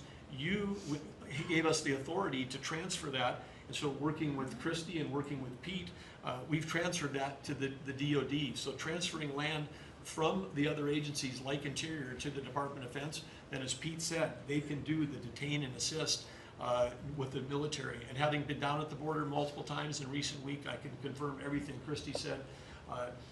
The enthusiasm, the morale of that group is exactly 100% opposite of when Christie and I were down there as governors. I had Border Patrol people say that they were multi-generational service in that law enforcement that said, my wife and I are telling our children never to go into this thing, to go into Border Patrol. People this time were saying, I got a 17-year-old. As soon as they turn 18-year-old, they're signing up. My wife is thrilled. They're going into law enforcement. They're so proud to be serving with you. Everybody I've met, whether it's in a coal mine or at the border, law enforcement, the one thing they say on those trips is, please thank President Trump from all of us, the change that you're making. And I want to say especially this became very dear when we last week renamed a U.S. Wildlife Refuge in honor of Jocelyn Nungare. Jocelyn Nungare, of course, lost her life tragically to illegal Venezuelan gang members in this country in a horrific way. But her mother, Alexis, was at that ceremony. Her grandmother was there, and Jocelyn's great-grandmother was there. There are 3 other generations of that family were there. They all wanted to pass on their thank you too, and we've secured her name forever as a sanctuary. And really is saying that every child, every 12-year-old, every child in America should be safe in their own communities, and you've dedicated a beautiful piece on the coast in honor of her. So, President Trump, in your first term when I had a chance to work with you as governor, you were courageous. The thing that's empowering this amazing group of people around this table, and you've probably assembled the greatest cabinet ever, is that this time you're not just courageous, you're actually fearless. And it's your fearlessness to take on the issues that other presidents would not touch, whether it's the work that we're doing with successfully streamlining and right-sizing government, or whether it's taking on the issues at the border, or whether it's embracing the power we need to win the aliens race. You're fearlessly doing that, and that creates, it just, all of us can sprint because you're running ahead, so thank you. Thank you, Doug, and you are doing a great job, and with Chris, that's a pretty much unbeatable combination after 10 years, so thank you both very much. Thank you, Doug. It's great. Marco? Well, it's not easy to go last after all these reports that have come here. First of all, Mr. So I better be good, and I'll be short as well. A couple things, Mr. President. I think you deserve a lot of credit for 2 things. The first is assembling this great team of people. Some of whom I've known for a long time, others who I've gotten to know during this period of time, but putting together a team, not just of talented individuals, but that work well together. It's something never going to be reported on in the media or fully seen, but it happens every single day. For the most part, I interact with almost everyone around this table at some level, and because of Secretary Kennedy, I'm afraid to eat anything. So, At least in front of him. At least in front of him. he said Tootsie Rolls are okay in moderation. But it's a great team. And here's the second, and I tell this to people all the time. This is incredibly rewarding service, and you hear it in everyone's voices.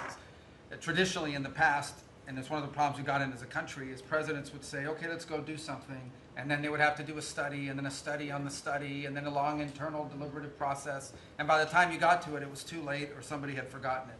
In this administration, it's moving. You know the direction because you know why you were elected. The American people elected you very clearly, and basically it's measured, I used to say by days and weeks, now it's measured by hours and minutes, but action is happening. And that's what people want to see. And I'm going to talk about foreign policy in particular because I'm not sure this is fully appreciated. This president inherited 30 years of foreign policy that was built around what was good for the world. In essence, the decisions we made as a government in trade and foreign policy was basically, is it good for the world? Is it good for the global community?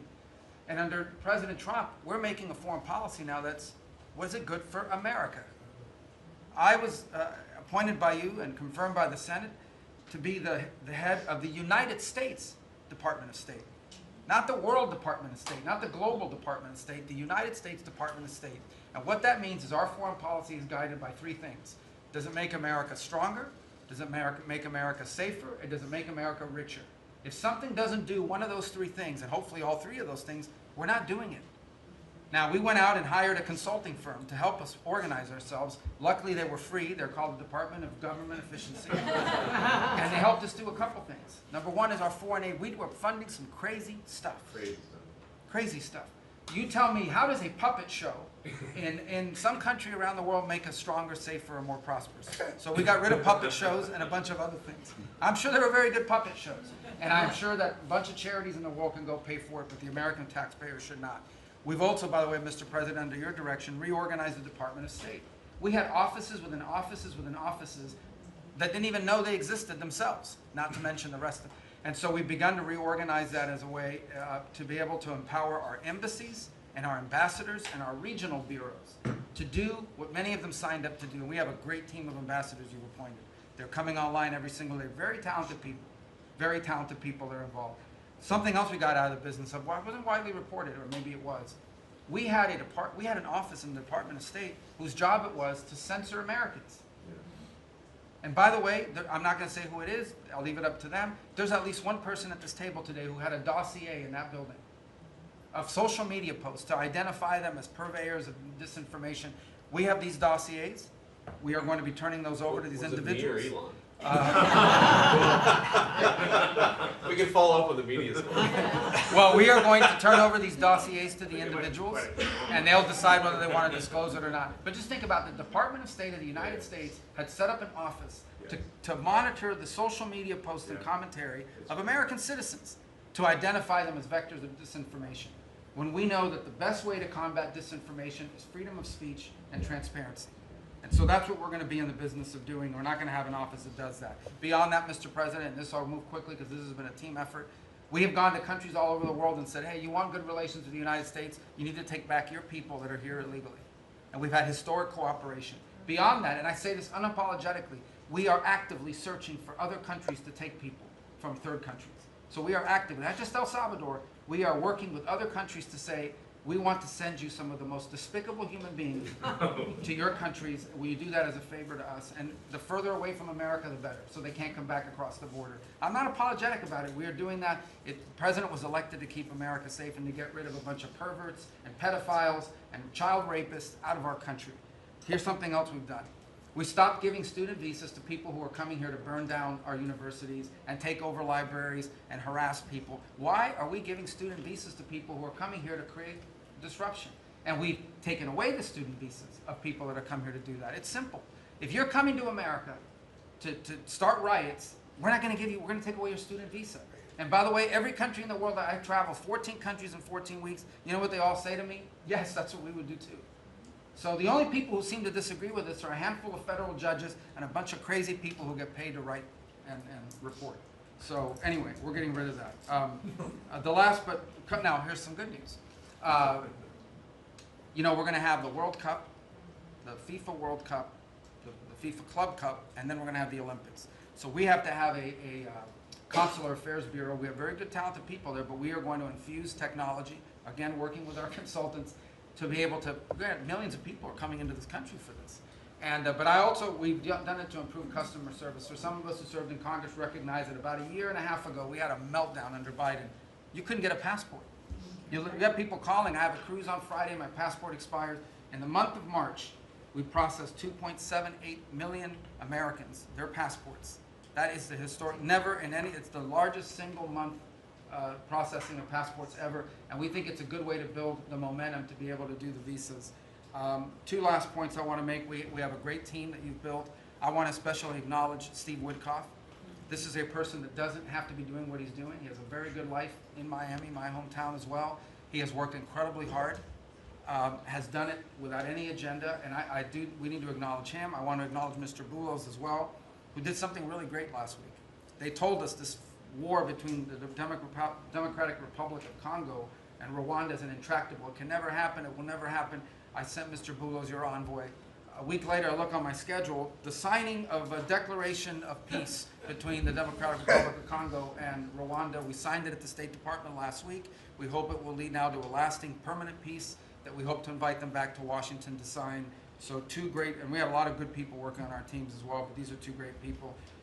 Mike Waltz alluded to this earlier, and this is the last point. In the first 100 days of the 47th presidency, 47 wrongfully detained Americans have been returned to the United States, thanks to your leadership and the diplomacy that was exercised to make that happen. 47 for the 47th president in the first 100 days, and that's all credit to you, Mr. President. Thank you for the honor to be able to serve alongside you, for you, and alongside all these excellent people. Well, thank you very much, Marco. Really great job. So, you know, I've been involved in a lot of groups of people over the years, good groups, bad groups, all types of groups. But I have been involved in some incredible groups, but I've never been more proud and impressed, frankly. Impressed is maybe even more important, but I've never been more proud or impressed than I am with this group. This is an amazing group of people, and I hope some of those television cameras were blazing and it was on so people could watch this because, frankly, you know, no matter who you are, no matter where you come from, this is an impressive group of people. I sat around being somewhat competitive. I said, well, let's see, who did the best job, who did the worst job? And I determined that everybody is like the same and there was no worst job. Everybody was outstanding. Everybody did a job. You couldn't pick a winner. The only thing you can say is nobody did a bad job or even a fair job. You're outstanding. And so I want to just congratulate you all. This is really something. And, you know, we have a job to do. We've done a lot of work in this 100 days. We've established things that are going to start taking place in the next 100 days. I want to see what it's going to be like. I think we're going to have to do this in 100 days, Susie, and we're going to see some very big results from the things that we've done. But I just want to thank everybody. This is really very impressive, and I hope the people at home got to see some of it. Nobody's ever done public cabinet meetings. They were quiet for a reason, because they weren't impressive. And especially in the last administration, they were not impressive. But I just want to say that we're very proud of you, and I am in particular. Thank you all very much. Great job, and I think we're going to have some tremendous success for our country. And I don't know, it doesn't seem like a time to be asking questions. That was so impressive that to be taking questions, why did you do this? Why did you do that? Yeah, it just doesn't seem to be appropriate. I guess we probably have to take a couple because that was the purpose. But if you'd like to ask some, I think they should be very respectful questions at this point. This was an amazing meeting. And so if you'd like to ask a couple, if you'd like to pinpoint them to some of the secretaries, et cetera, yes, would be fine. Yes. Secretary Rubio, can I ask you a question? You brought up El Salvador in your remarks. Have you been in touch with El Salvador about returning Abrego Garcia? Has a formal request from this administration been made? Well, I would never tell you that. And you know who else I'll never tell? A judge. Because the conduct of our foreign policy belongs to the President of the United States and the executive branch, not some judge. So we will conduct foreign policy appropriately if we need to. But I'll never discuss it. And no one will ever make us discuss it because that's how foreign policy works. Mr. President, yesterday you told ABC News, Mr. President, you told ABC News yesterday that you could get Abrego Garcia back if you wanted to. Do you think President Bukele would turn you down if you made that request? I really don't know. I know that he's been a great friend of our country. He's gotten a lot less money than this would take from us if we were going to build these jails and do what he's doing. And they run a very professional operation. I don't know. I haven't spoken to him. I really leave that to the lawyers, and I take my advice from Pam and everybody that is very much involved. They know the laws, and we follow the laws exactly. Mr. President, yeah, the transition, sir. You frequently took credit for the stock market highs. You said it was a reflection of how well you were doing in the polls, and then after you were elected, you said the stock market highs were a reflection of how well the transition's going and the American people's confidence in your incoming administration. Now, the stock market's not doing so well, and you're saying that's the Biden stock market, yet you are the president. Can you explain that?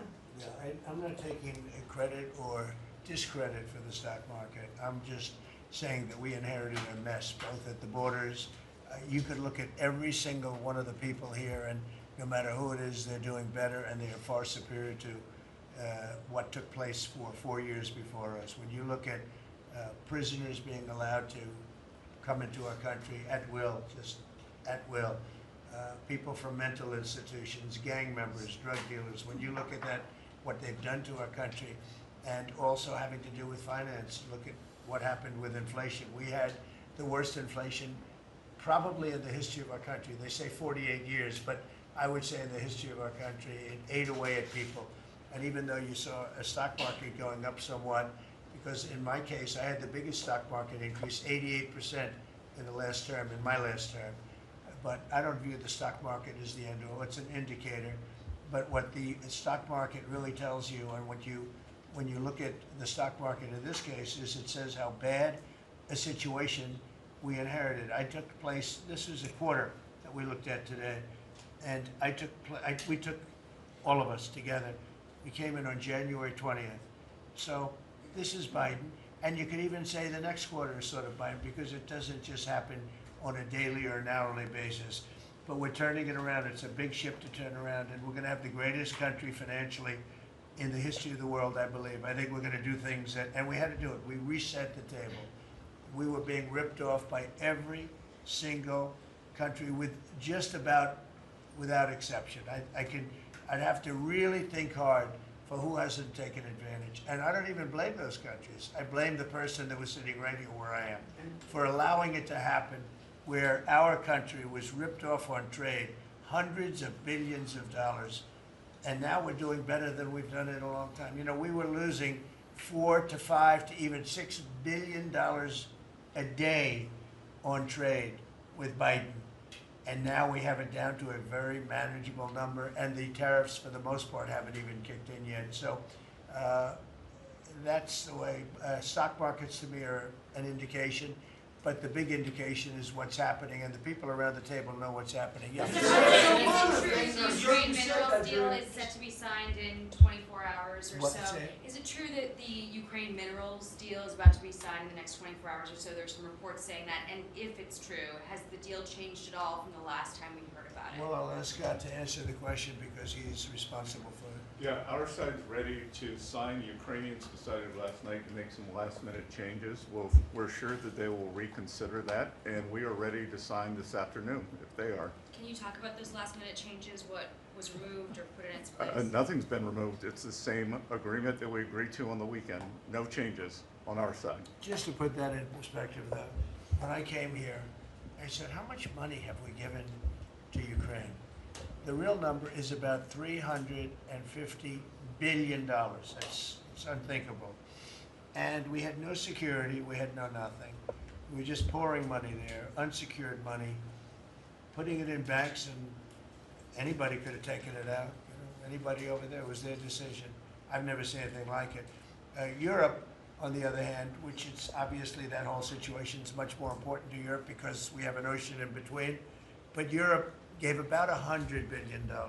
It's a lot of money. It's a big sacrifice they made also. But they gave much less than we did. And their money is secured, totally secured, by deposits in banks. The deposits are largely Russian deposits. That's what Europe did. But their money is secured. So they gave $100 billion totally secured. We gave money like it's throwing it out the window. And it was done by Biden, and this is Biden's war. This isn't Trump's war. I'm trying to get out. And more than the money, they're losing about 5,000 young Russian and Ukrainian soldiers a week, mostly. There's some people also being killed in towns where missiles should not have been shot, small cities and towns.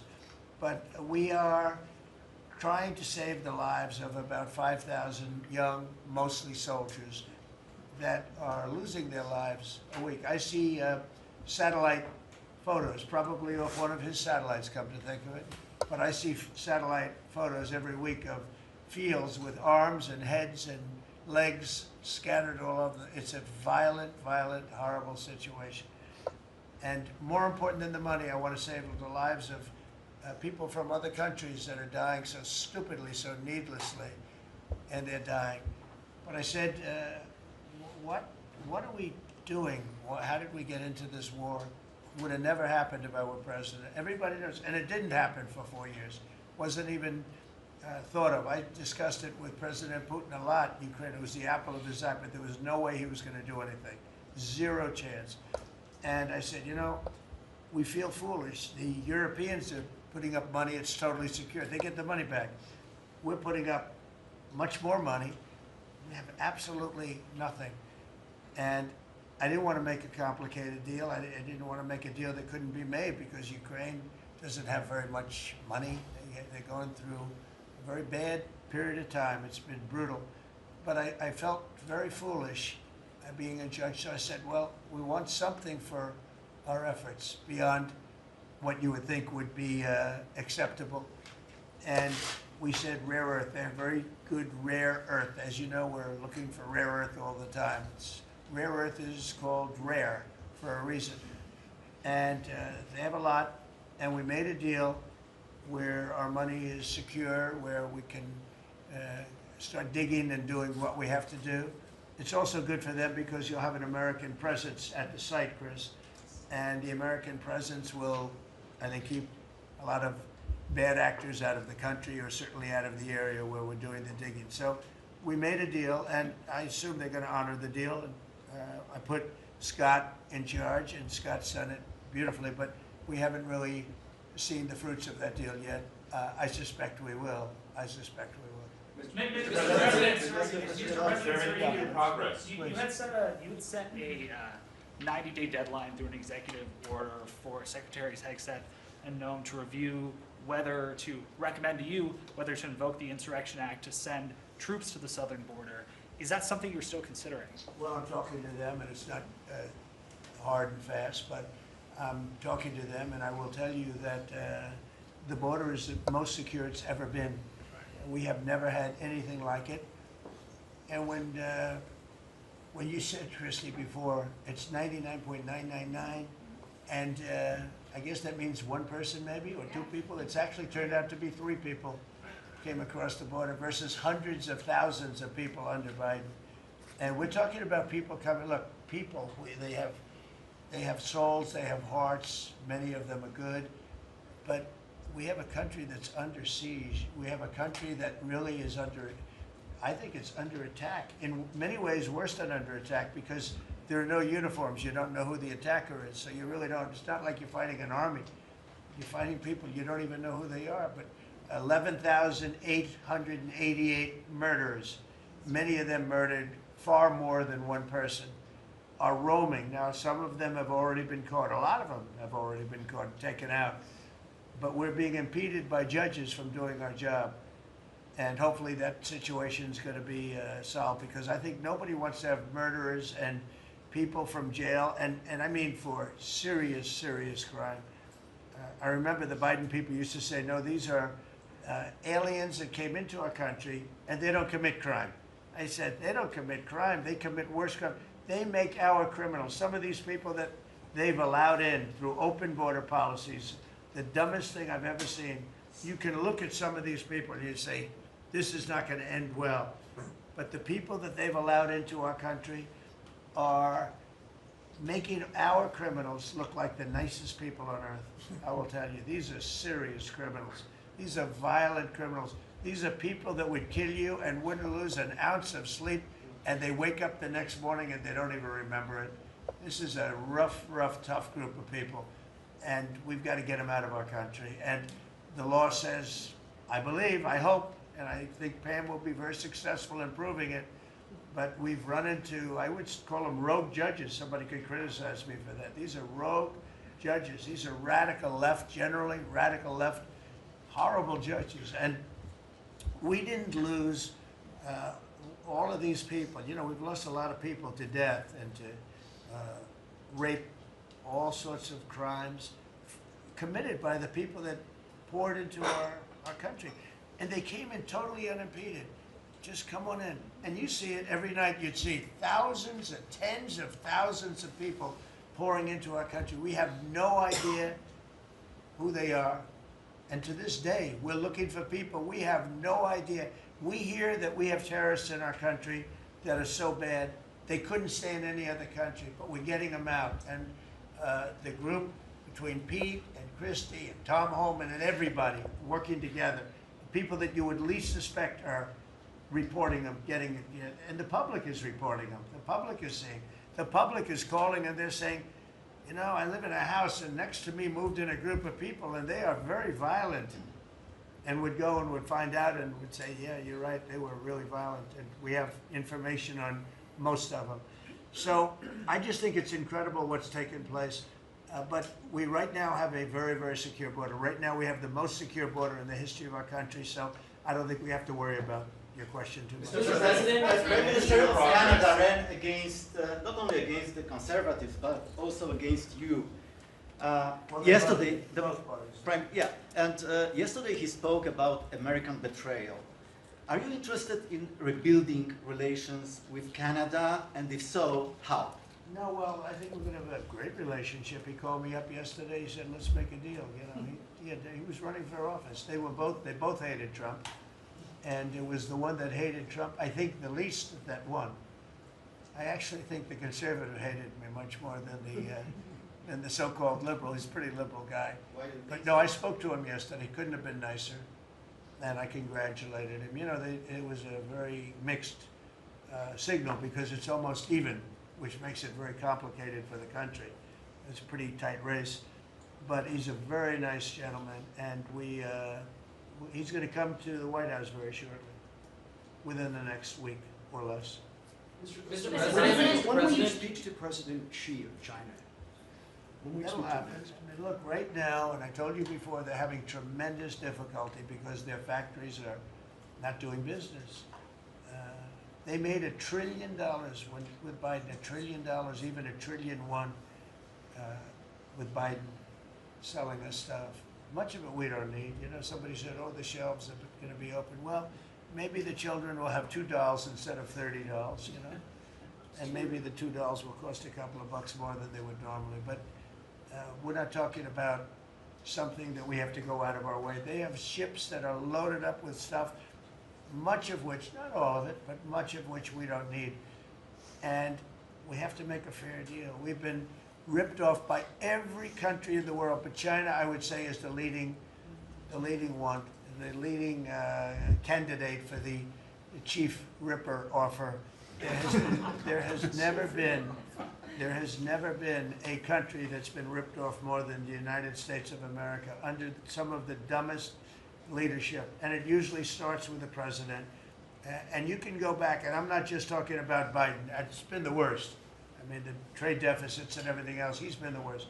But he had no idea what he was doing. And I think somebody ought to look at the auto pen to find out who was really running this country, because it wasn't Biden. Because nobody could agree to what he agreed to. I mean, he put our country at risk, at tremendous risk, and fiscal risk, financial risk. So I think we have it very much. I really believe that the next 100 days is going to be even better than this. Look, I read an editorial yesterday from a group that normally wouldn't write a good, that this is the most consequential presidency in history, in the history of our country. This is not a particular group that would write that kind of an editorial, but they see what we're doing and what we had to do.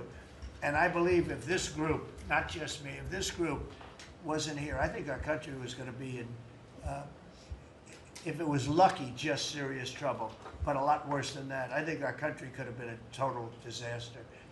Bad things were happening with our country, and we've stemmed the tide, we've turned it around, but we're going to really turn it around over the next 3 years, 3.5 years, we're going to turn it around, and then hopefully it'll be in such great shape. That's my goal, to put it in such great condition that it can't be destroyed. You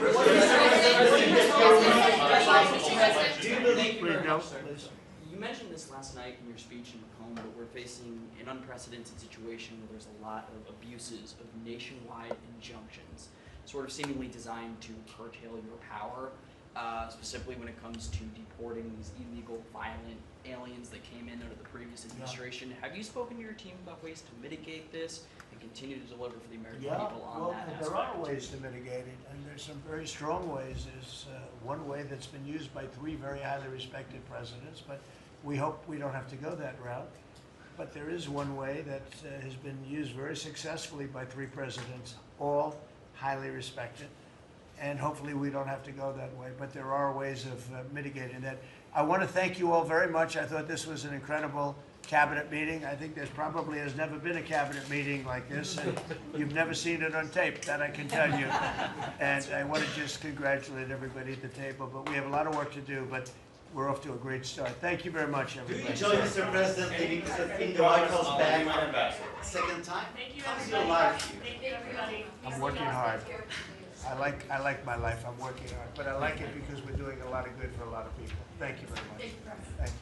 Thank you, everybody. Thank you. Thank you.